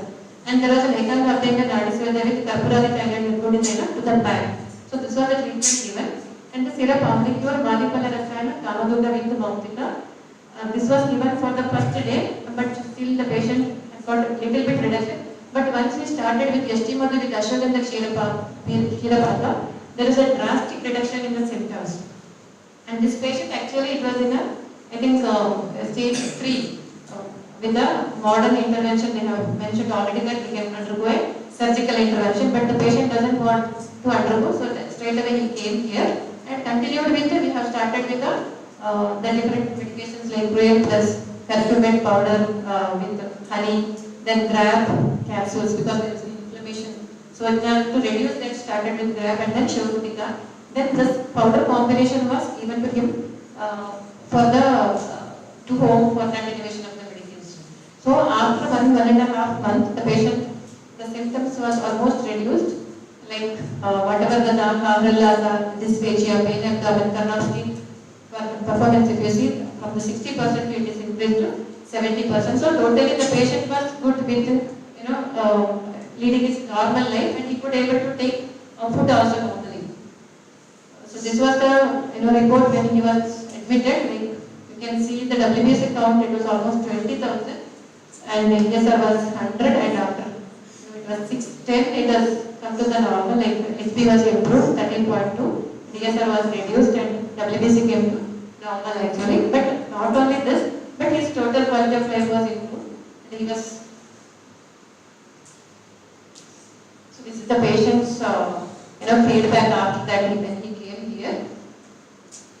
And this is like most of our students are here. They are witnessing daily what is happening here. And this is the second time that he came here. But now I think since 2 months, 3 months he is not here. So in between again here one more important thing was whenever he consumes, because they are non-vegetarian, he will ask sometimes, can I take non-veg? So whenever there is a consumption of non-vegetarian food, it was like we have seen that the symptoms are increased. So after this 2 to 3 months, he once again he has consumed, and then his symptoms were increased. Then they went to Karnataka hospital, started 3 cycles of chemotherapy. Now just 3 days back I called, so with only he is on with the chemotherapy, and then that is also stopped, and he is unable to get up from his bed. But it has completely stopped our medication. So this is another case of oral cell carcinoma, proliferative growth in the mouth associated with the shaky tooth, and pain while speaking and eating since 1.5 months, bleeding or intake of both hot and cold substance. So once again, this is a case of squamous cell carcinoma, and this was the treatment given. Again, this case also, I think some 4 to 5 times the patient came to our hospital for a follow-up treatment, and it was integrated with the cellular department. I think Dr. Pudima Nalvadi madam was then Ksharadharma for the Shodhanotara, Pratisarana and Shirapamartha Kshara was given in this particular case. You can see the the before and after treatment, how the difference has been obtained here. The patient was also leading his normal life or the regular food intake, etc. Only thing was he was having one small lymph node in the left side.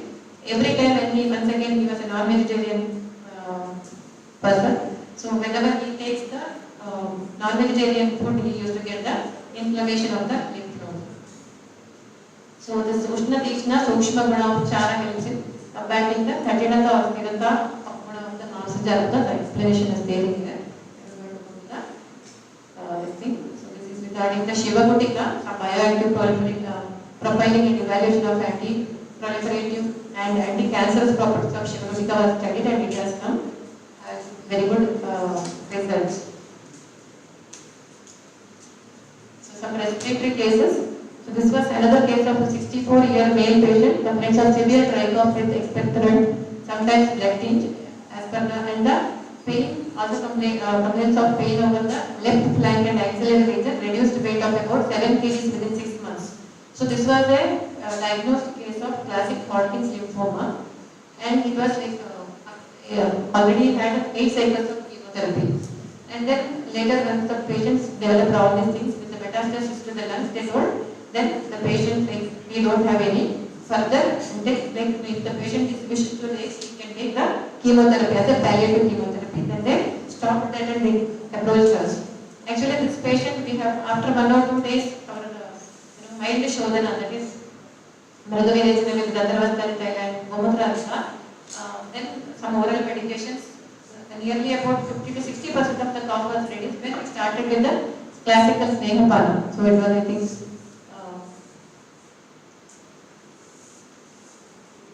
Snehapana, we have started with Varnadikrita and Vidariadikrita. So immediately after the Snehapana, with second to third day itself, the symptoms have almost reduced. So this patient was for follow-up of about 1 year, and later on, after about 8 months, he did not come because he had, somebody has mentioned that there is another treatment in a homeopathic treatment, and he went for that. Once again, his condition was very much deteriorating, and this is the after 2 years, I think. So once again, he came here. By that time, again he developed all the lymphadeniopathy, etc. But once again, now he is taking our treatment and he is doing good actually. Almost now, it is the second year. So he was also mentioned that he will not live more than 6 months or something like that. And this patient actually, we are giving Hemagarbha bottle. So that particular medicine actually is giving very good result to him. So this is another case of non-small cell lung carcinoma. This is also a case of already the patient was surgically intervened in 2000, I think some 5 to 6 years back, and later on there was a recurrence of the this one, like in the same site, that is in the left lobe of the liver, there is a recurrence of the condition. So even after that they have treated in I think in Bangalore Institute of Oncology for the same reason, but they have given with a very strong radiation. But after the radiation, after 1.5 months again, there was a recurrence or the growth was enhanced. So that's why they told we can't do anything. So there maybe the patient may be there live up to some 3 to 4 months. So then later on she came here and taken the treatment. So this was the different treatments given here.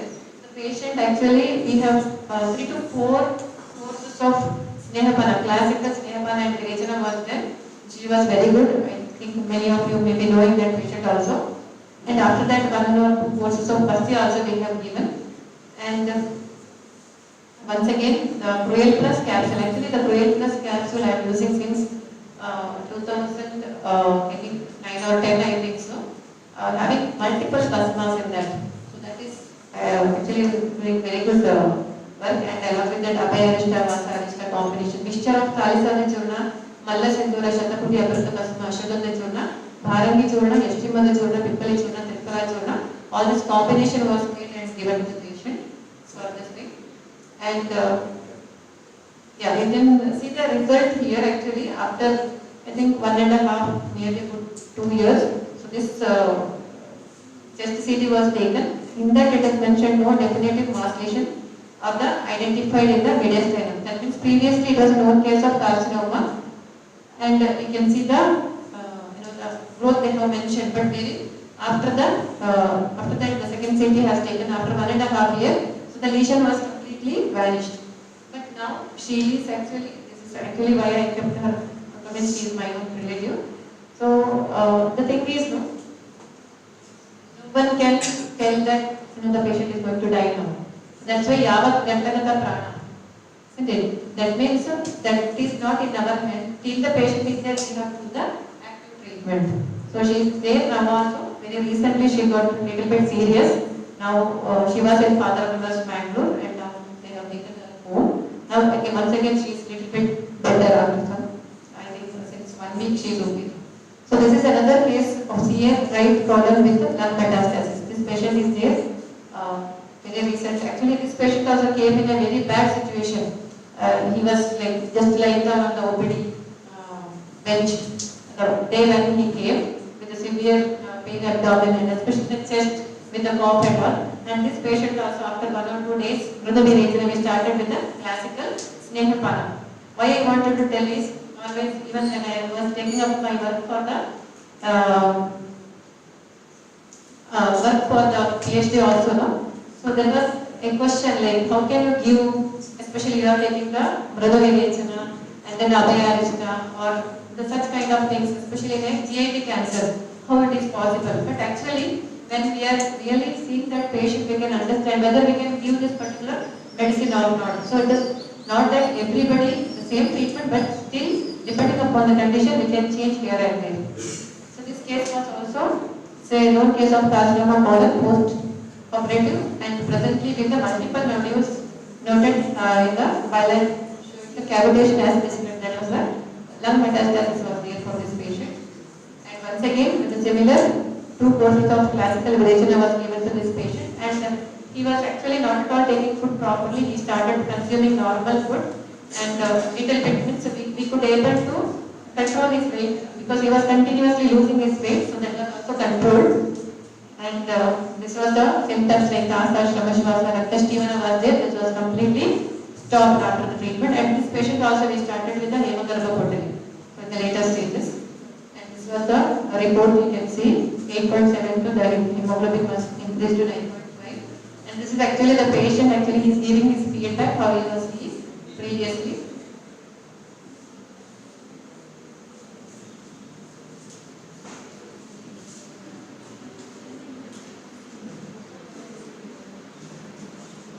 This was some.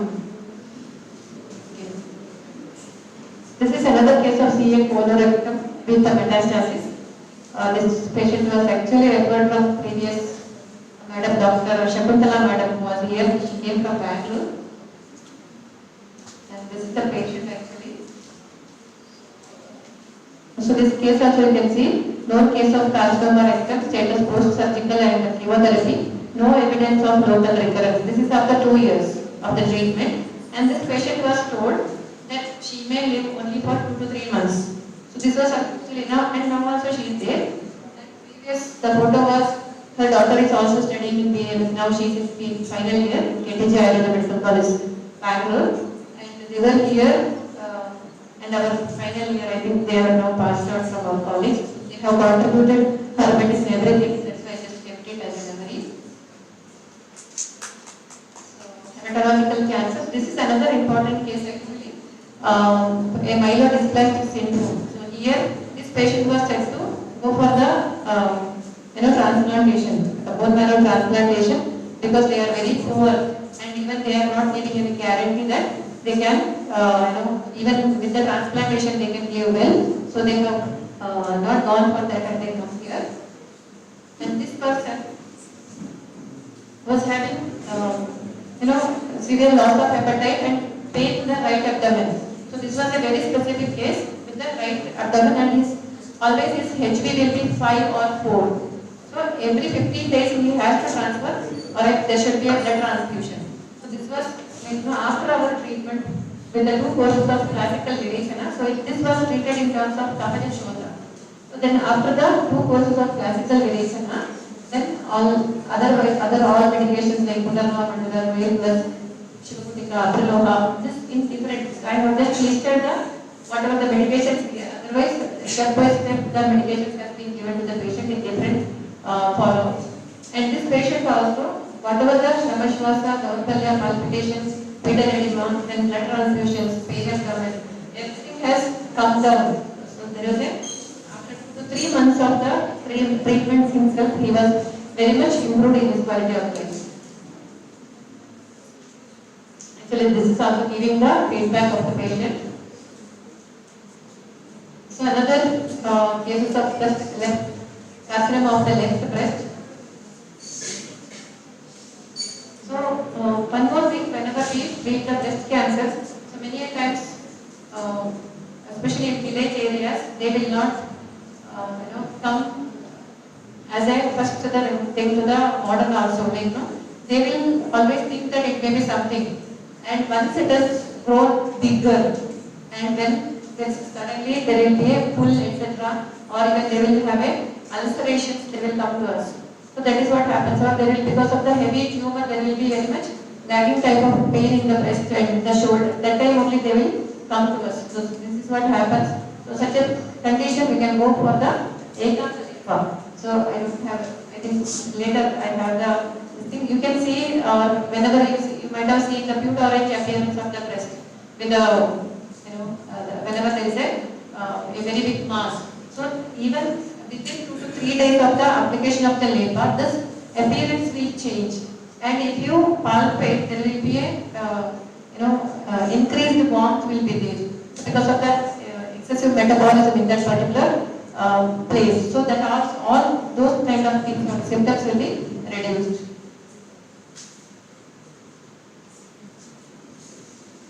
This is another case of plasmablastic lymphoma with the lung metastasis. So this was the patient. He came actually, he was taking treatment in Bharat Cancer Hospital. He came here because he had a sudden fall and there was a continuous fracture of T12 to L4 vertebra. So they told like either they have to go for a surgery or otherwise he has to take a complete rest. So he was unable to bear his pain and somebody told that you can go to Jesus Ayurveda Hospital and he came here. He was unable to move from side to side also, but with our simple Ayurvedic or Lepa application, Marga Lepa and other kind of things along with the internal medication, he could able to walk later on. And very recently also he came only like without anybody's assistance, he could directly come to the OPD and take the treatment.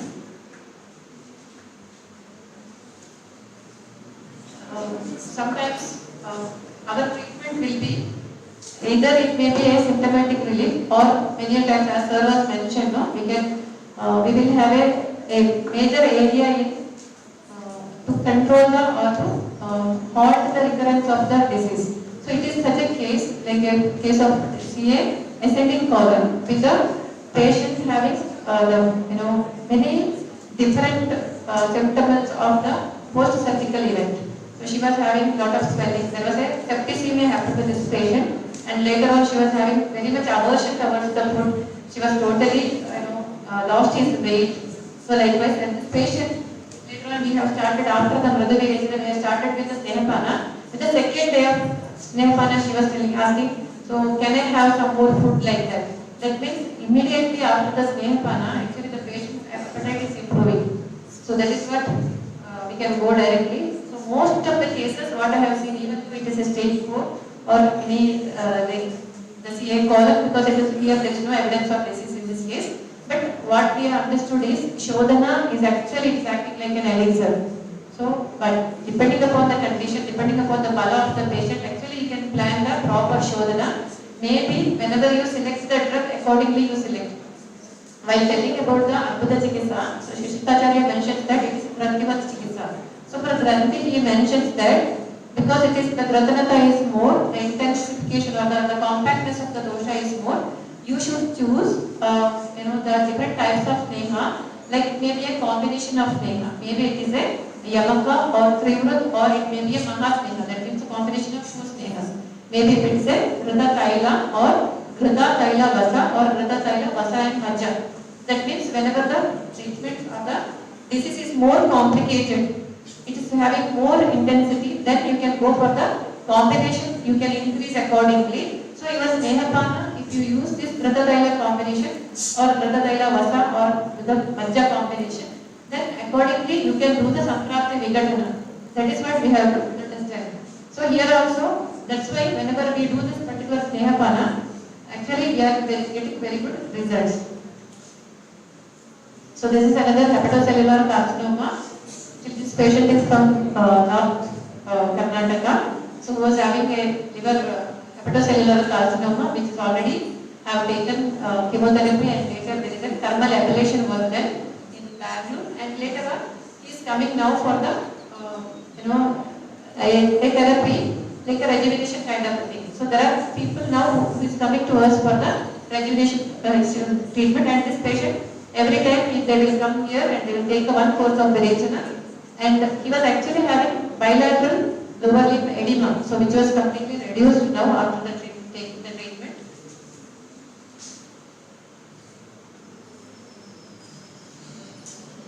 So the present work because being a postgraduate department, we see that every time one student will take, one PG scholar will take a work on cancer. So this was the first batch. Dr. Namrata was taken an open label, randomized controlled clinical study to evaluate the efficacy of Drakshasa minimizing the side effects of chemotherapy in anorexia and asthenia. So it was collaborated with the Preeti Cancer Center, Mysuru.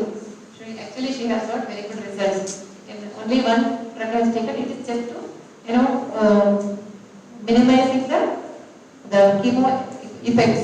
That means just to in case of improving the anorexia and asthenia. So Drakshasa was in here having Shoka, Aravachata, Ratpandu, Raktapitta, Dagandhara, Ulma, Udara, Krimi Granthi. You can see the last one, Bala Varna Granthi. So in that aspect, but having very good research. Whenever she was there, the other patients are also asking for Rakshasva, can we use like them?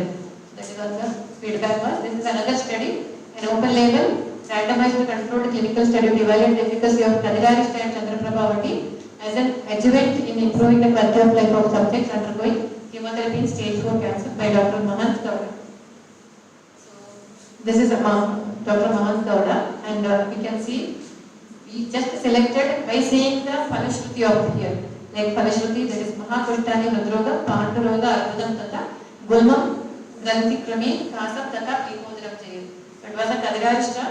We may think always Kadira means it is for the Raktashodaka and for the skin diseases, but Kadira is having this particular Granthi Arvada Chikisa or Pikodaram, etc. Similarly, the Chandraprabhavati, even in Chandraprabhavati also you can see there is a Mehana Granthi Marabudam. So likewise we have taken this study also, actually having very good results for it. So this is another work done by, now going on by Dr. Spurti, an open label single arm clinical study to evaluate the efficacy of Ayurvedic comprehensive management of stage 4 cancer with service Arbuda. Here we have taken this particular, that is Haridakya Churna, because she is having taken the Nityananda Rasayana, Gandhira Rasayana. So, because we wanted to give the Rasayana, we have to give the Haridakya Churna here. It is mentioned in the Rasayana chapter before going to the Kuti Praveshika Rasayana and other Rasayanas, how to give the Shodhana therapy. So, that has been taken here. And this is the Nityananda Rasa. Once again, there is a lot of, there is Arbuda, Gandhamalamcha, Vatraktam, Sudaranam, Tapodhava, Rogan. So, whatever the cancers we are seeing, that most of the time it is like the kapha and vata involvement is more. So especially this particular Nityananda is also acting on such conditions wherein there is vata kaphe, budaloge, kreno tata, agni vritti karotesham. So always agni is one important factor we have to understand. So agni vritti is whatever may be the disease. So agni vritti is very very important. So such type of drugs you have to select. Again there is a Gugula Tiktaka Prata and Gandhira Rasayana. Once again having similar kind of indications here. So what I wanted to tell you is, in our day-to-day life, the same, the medications what we are using regularly for other medications, but at the time we will have that particular thought in which condition. So if the same Gandhira Rasayana, Gugula Tiktaka Prata, maybe if I am giving to one patient, it may be good, maybe another patient it may not act well. So that means we have to understand the condition of that particular case. Similarly, another case, that is an open label single arm clinical study to evaluate the efficacy of Pani and Shara and Samadaushnis in the management of gastrointestinal cancer by Dr. Aishwarya. So here she has taken the GIT cancers, thinking that or having a concept that it is a gulma we can compare with. So it's a all the gastrointestinal tumors. So we have taken the Pragat Gulma Karana Rasa from the Abhashacharagnavana reference in the Gulma Likara. And another one is Kalyana Chakshara, and I think one more is Danti Haritaki. And this is another case I was telling was, there is a hospital right now, both limbs paralyzed, and before last night I got a call that he is having severe pain. Already I have taken one painkiller already in the morning. Again by 7 o'clock I got a call. Then I told, you do one thing, just a simple, at least mentally also he will feel better if you do that. Like you can get the Cora cloth, spread the cotton over there and add the Karpurani Thaila and Purivenda Thaila, and the leaf you can keep it in the down and then make him to lie down, because he is already a bedridden patient. There is also a chance that he will get the skin should be intact always, otherwise there may be chances of reticulana. So that's why you can make him to lie down over that. But total night he could have a proper sleep. This is what a pain management with what we can do. Okay, so without giving painkillers, we can go for like such a treatment. So these are the few other treatments. So especially I was telling about the breast cancers, wherein there is a whenever there is a the tumor, you can go for the LEPA applications. Right? Telling the application of LEPA is also in different conditions, different LEPA you can apply, because the tumor inside is having the net integrity. It's a very compact. So it's like we have to think of as a Kabaja Granthi. Okay. So Granthi, being understand that it's a Kabaja Granthi, we will always think we will go for application of a hot or something which is hot lepa, isn't it? Ushna lepa. But it is not like that. It's very clearly mentioned that you in such cases you can apply the Shita lepa, so that the Shita lepa prevent the evaporation of the temperature from the local surface, and internally it gives more heat, so that definitely Paka will happen. So this is what they mentioned. So the lepa also wisely you can take what type of the nature of the tumor, you can understand it in the different types of lepa. So this is what I told, see a breast with the lung and pelvic metastasis. You can see the pure orange appearance in the previous one. After third day you can see what is the difference here after the application of lepa. But this patient actually made a recent machine, right? Not why I wanted to show means you should know like what type of patients. It's not very difficult to manage this. Only thing is little bit risk will be there, but you can do it.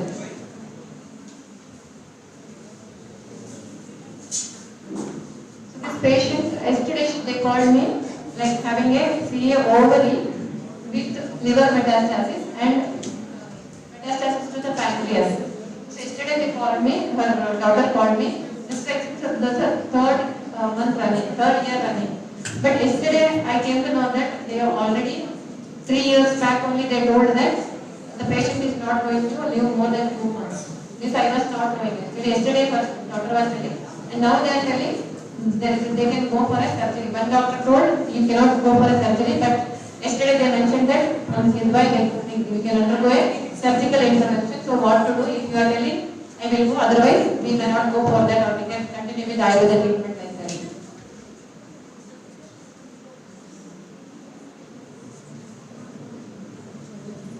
These are the different activities we have taken. This was the previous NIYATI. Okay. Conclusion, Ayurveda can help cancer prevention. Ayurvedic Rasayana, Panchakarma Yoga and other interventions helpful for cancer prevention. Reduce side effects of cancer therapy, balancing the immunity and improves overall quality of life.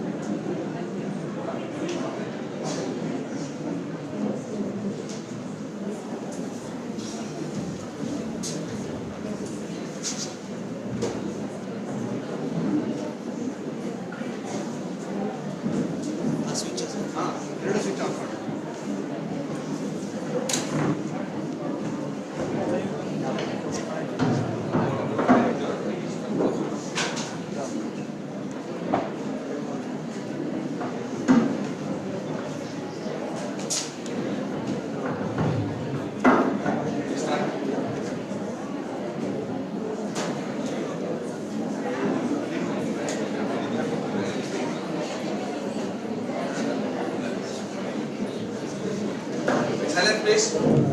Pranamas to Sutturu Guru Parampara. Good evening everyone. As we come to the valedictory session of NIYATI-2026, our national level CME and faculty development program organized on the eve of World Cancer Day. It is a moment of reflection, gratitude and renewed commitment. As we now move into the valedictory ceremony, let us carry forward the knowledge shared, the collaborations initiated, and the collective vision of improving the quality of life of every patient battling cancer. With this spirit, let us begin the valedictory session of NIYATI-2026. To begin the valedictory session, I now invite Dr. Maitri Joshi and team to offer the invocation.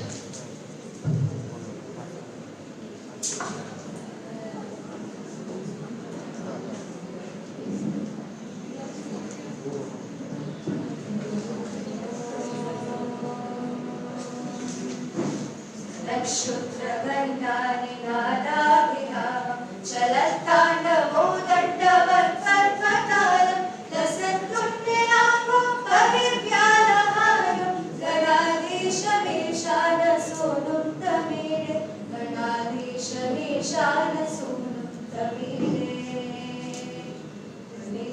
सवेनालयोलासिवक्त्रं स्फुरच्छण्डदण्डोलसद्वीजपूरं गलद्धर्मसौगन्ध्यलोलालिमालं गणाधीशमेशानसूनुं तमीडे गणाधीशमेशानसूनुं तमीडे प्रकाशज्जवारन्तरत्नप्रसूनं प्रवालं प्रभातारुणज्योतिरेकं प्रलम्बोदरं वक्रतुण्डैकदन्तं गणाधीशमेशानसूनुं तमीडे गणाधीशमेशानसूनुं तमीडे विचित्रस्फुरत्नमाला किरीटं किरीटोलसच्चन्द्ररेखा विभूषैकभूषं भगवद्भंसहेतुं गणाधीशमेशानसूनुं तमीडे गणाधीशमेशानसूनुं तमीडे गणाधीशमेशानसूनुं तमीडे गणाधीशमेशानसूनुं तमीडे. Thank you, Dr. Maitri and Dr. Amala. I now invite Dr. Madhusudan Sir, Associate Professor and HOD Department of PG Studies in Rogavidana and Vikriti Vignana, Coordinator MET Cell to deliver the welcome address. Sir, please.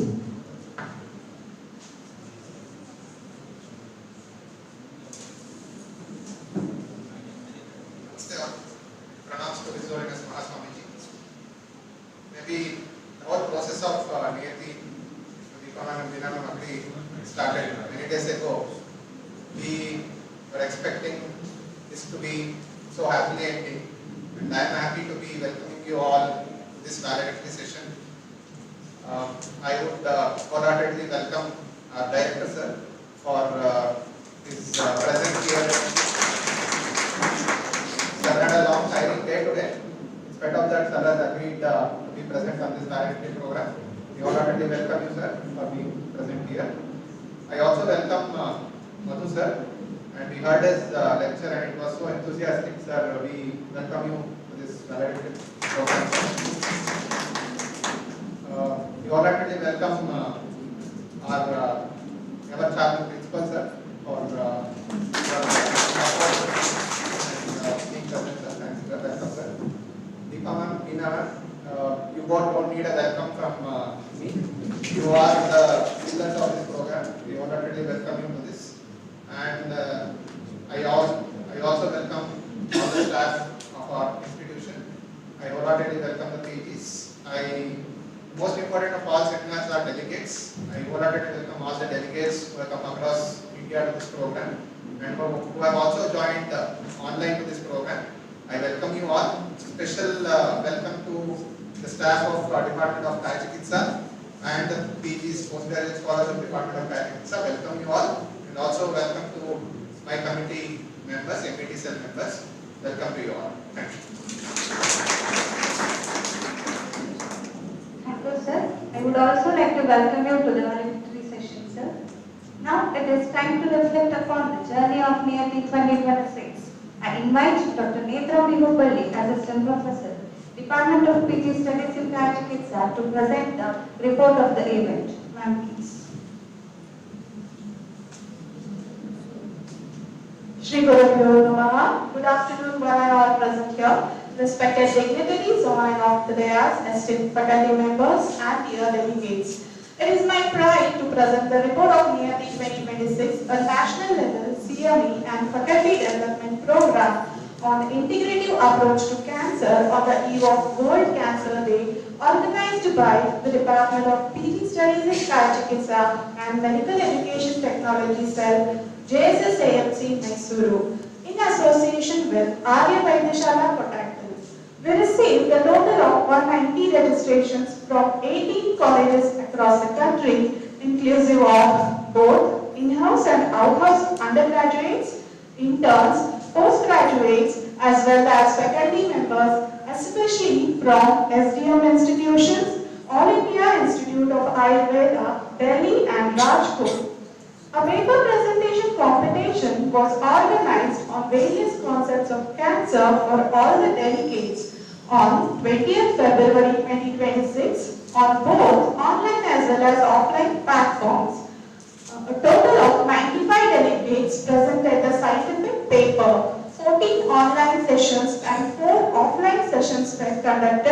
where 50 participants presented online and 45 participants presented offline. Today we had arranged for 6 scientific sessions with esteemed resource persons from conventional medicine and from the field of Ayurveda to share their wisdom and clinical expertise in holistic cancer care. So we began the registration at 8 a.m. followed by the breakfast. Dr. Shakuntala J. Patil, Ayurveda consultant and founder of Ross Trust, spoke on the topic Ayurveda approach to cancer at clinical level with special reference to restoration. The second session, Dr. Sahana Ganesh, radiation oncologist, Bharat Hospital and Institute of Oncology, Mysuru, delivered the second session on the topic radiotherapy in head and neck and GIT malignancies, scope for integrative support. The inauguration function began at 11:20 a.m. presided by our Honorable Chief Guest Dr. Ravi Krishnappa sir, Professor and HOD, Department of Surgical Oncology, JSS Academy of Higher Education and Research, Mysuru. Our guest of honor, Dr. K.M. Madhu, respected Principal Sir, as well as HOD, Department of PG Studies in Chikitsa, Dr. Deepa C. Patil, graced the occasion. Welcome address was delivered by Dr. Deepa C. Patil, ma'am, followed by lighting of the lamp. Dr. Veena MD, Professor, Department of PG Studies in Chikitsa, delivered appraisal of the event, followed by the inspiring words of Dr. Ravi Krishnappa and best wishes by Dr. K.R. Madhu. Our respected principal, Dr. Sarveshwar Prasad, delivered the presidential address, followed by a word of thanks by myself, Dr. Mitra. The third session was on the topic Biomarkers and Innovation, Cancer Prevention through Early Detection by Dr. H.P. Shashidhar, Professor, Department of Pathology, MMC and RI, Mysuru. The fourth session was by Dr. K.M. Madhu, Chief Medical Officer, Rayana Vyadishala Charitable Hospital, Kottakkal. He spoke on the topic Cancer Management and Ayurvedic View. So the fifth scientific session commenced at 2:45 p.m. on the topic Reprogramming the Cancer Epigenome through Targeted Dietary Intervention by Dr. Said Mustafa Meeran Sir, Senior Principal Scientist and Professor, Division of Biochemistry, CSRI, CFTRI, Mysuru. Dr. Veena MD, Professor, Department of PG Studies in Chikitsa, delivered the last session at 3:40 p.m. on the topic Application of Shodhana and Rasayana in Stage 4 Cancer. Each session was followed by interactive discussion and felicitation of the speakers. And now we have arrived at the valedictory function marking the successful completion of NIYATI-2026. Thank you. Thank you, ma'am. To make this academic endeavor even more meaningful, the reflections and impressions of our delegates are truly valuable. I now invite Dr. Rajashri, second year PG scholar, Department of Chikitsa from JMC Mysuru, to kindly share her experience.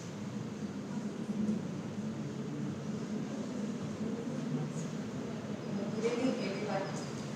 Today's session was truly enriching and meaningful, and it gives us a deeper insights into cancer care from multiple perspectives, and which is the gap between both the traditional knowledge as well as the modern oncology. And speakers have shared their valuable experience and sense of dedication, which made the session very inspiring. And I'm very confident that the knowledge which we have received today will have a positive impact in our service and service to the society. And I'm very thankful for all the speakers and the organizers of NIYATI-2026. Thank you. Thank you, Dr. Rajashri. Now I would like to invite one more delegate, Dr. Shilpa, second year PG scholar from the Department of Chikitsa, SDM, Bengaluru.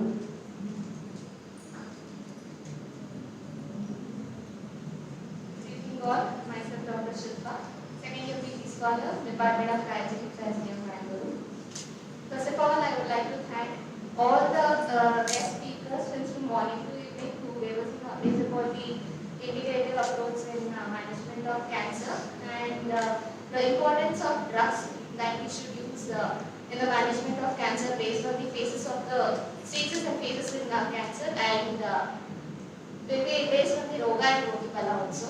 And on that note, I thank Veena ma'am and the JSS institution and the Department of Rajachikitsa of JSS institution for providing us this platform for our presentations also. And I thank you all. Thank you, Dr. Shilpa. We are truly honored by the gracious presence of our distinguished chief guest, Sri R. Mahesh sir, Director Medical Education Division, JSS Mahavidyapita, Mysuru. I now invite sir to address the gathering. Sir, please.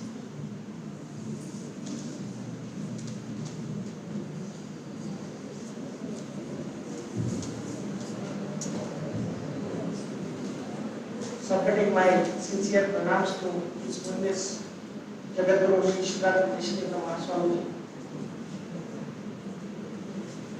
Today's guest speaker, Dr. K.M. Madhu, Principal Dr. Sarveshwar sir, Dr. Veena and Dr. Deepa Patil, esteemed faculty members and delegates. I am very happy to participate in the validity program of the NIYATI, and I am very much happy to see all the attendance in the validity program also.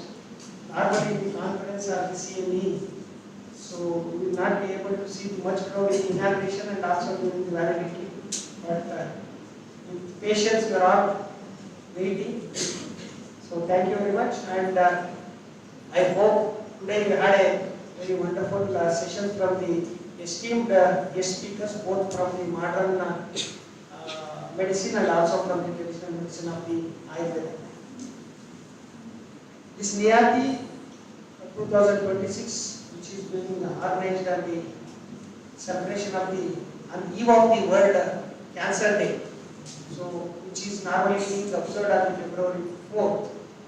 So JSS Ayurveda Medical College has observing this, and on this occasion they have organized this NIYATI. Today we are addressing a very challenging healthcare situation, especially when it comes to the cancer. We can say that it is one of the challenging diseases of this century, which we are going to face now. Earlier we used to hear only much about the cancer patients in the Western world, but now we hear normally in the Indian hospital also numbers are increasing and referrals are also increasing day by day. I was just discussing with Dr. K.M. Madhu, they treat around 15,000 patients in their Ayurveda center. Unimaginable number which they are taking in the Ayurveda center itself. If you take the numbers from the other cancer care hospitals, we have chain of cancer care hospitals across India. So this number is unimaginable number, and day to day when we see the data in our hospital itself, in the allopathy hospital, the references and also the diagnosis is on higher side.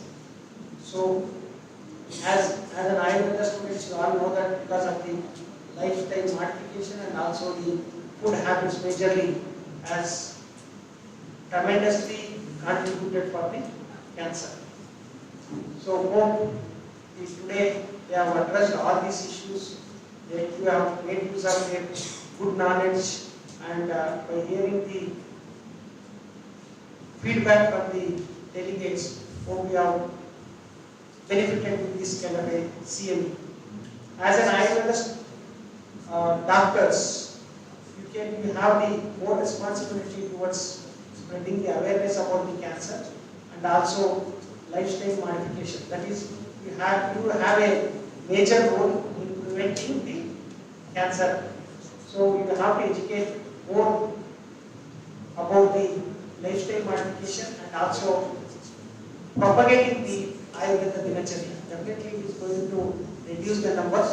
And second part is you have to integrate with the allopathy medicine.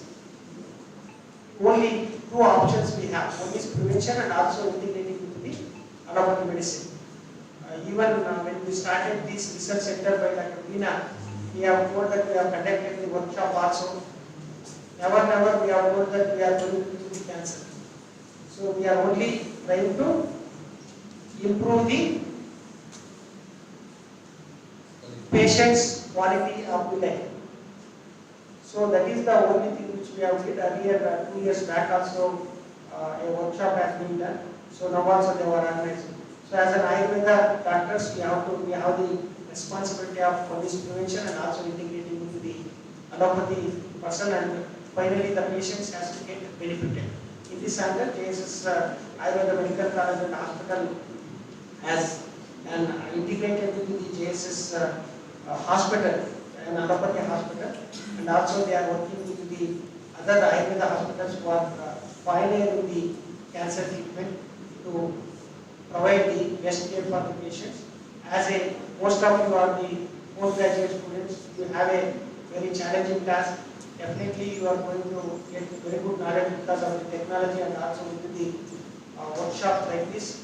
Make use of the workshop and try to implement it in your daily life and propagate the Dinacharya and also Ayurveda basic principles. Thank you, all the best.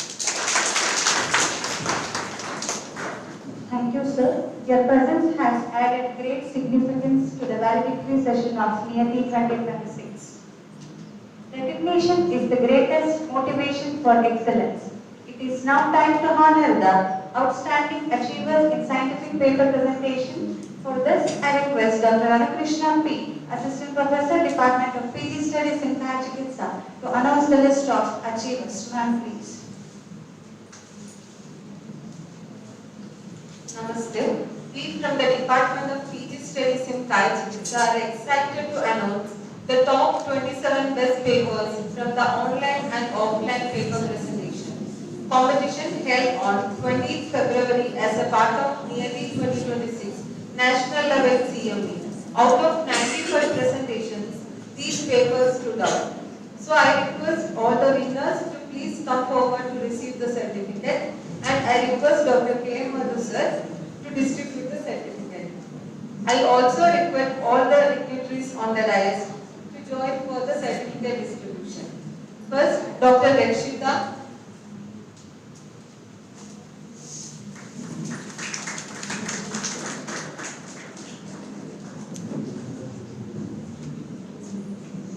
Dr. Rakshita, Assistant Professor, Department of RSBK, Kaveri Ayurveda Medical College, Mysuru.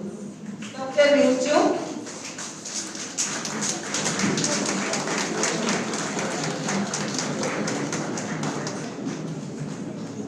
Dr. Rinju, Assistant Professor, Department of Agata Tandra, JSS Ayurveda Medical College, Mysuru.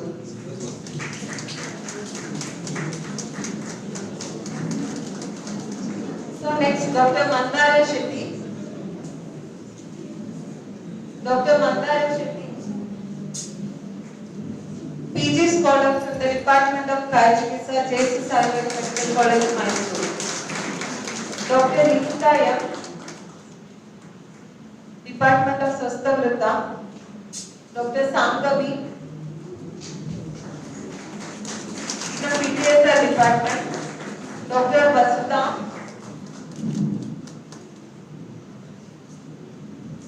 Dr. Sangavi from PTSR Department.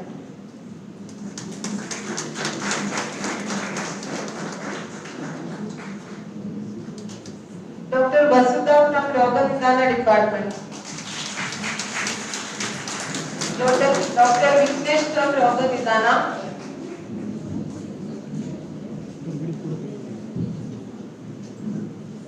Dr. Harini from PG.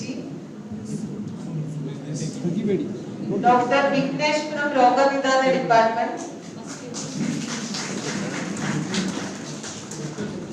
Dr. Harini from Dravya Guna Department.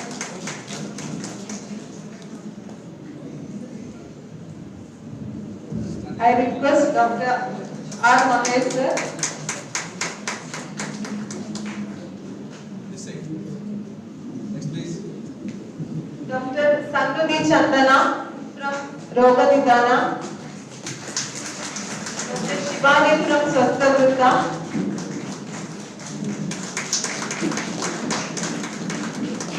Dr. Pratna from Swasthavruta. Dr. Shivani, Swasthavruta Department. Dr. Pratna from Swasthavruta.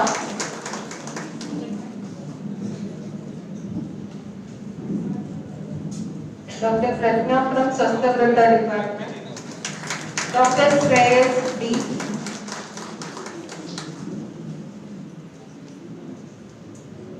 Which college? SDM? STM. Dr. Shreyas D. from STM College of Bangalore. Dr. Vismaya. Dr. Vismaya NU from STM Bangalore. And 3 interns from our college, Dr. Puran, Dr. Mahalakshmi, Dr. Puran,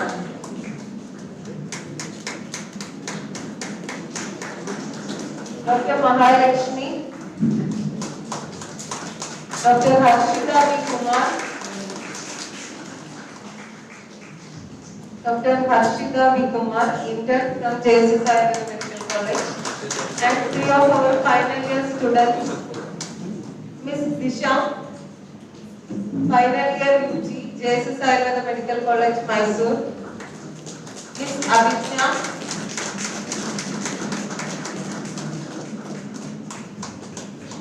Miss Abhijna, final year UG scholar,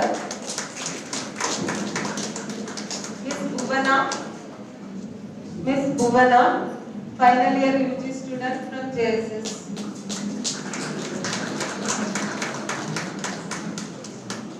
Thank you, sir.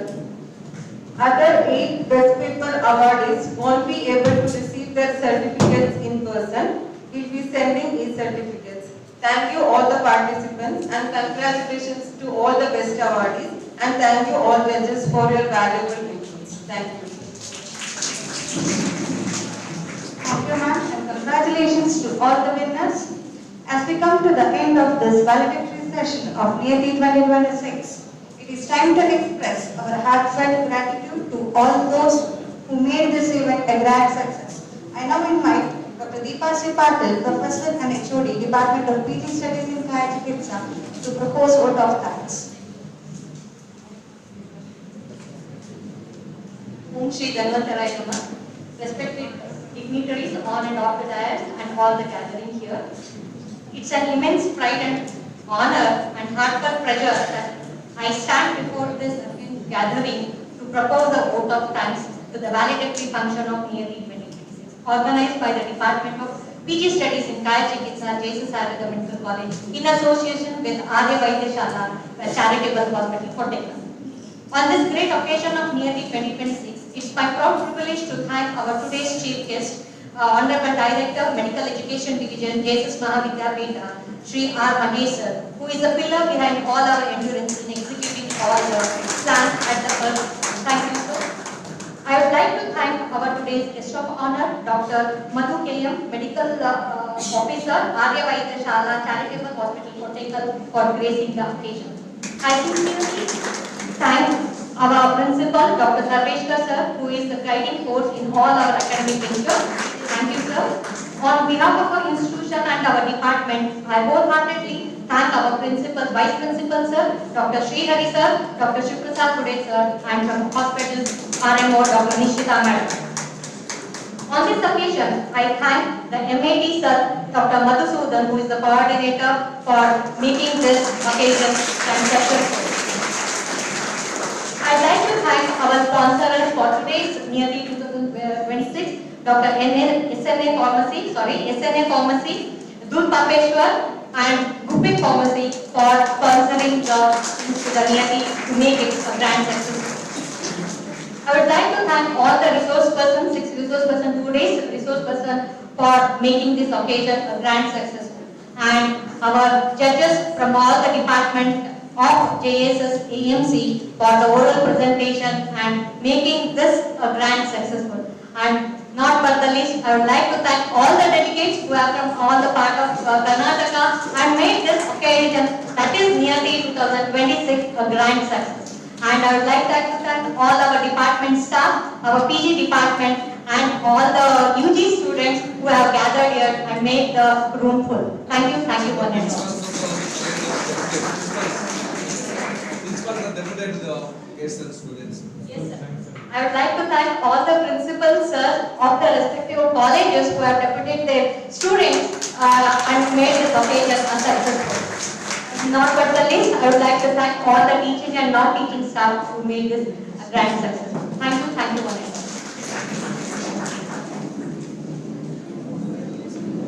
High tea is arranged for all the delegates. Please have it at the food court. Thank you.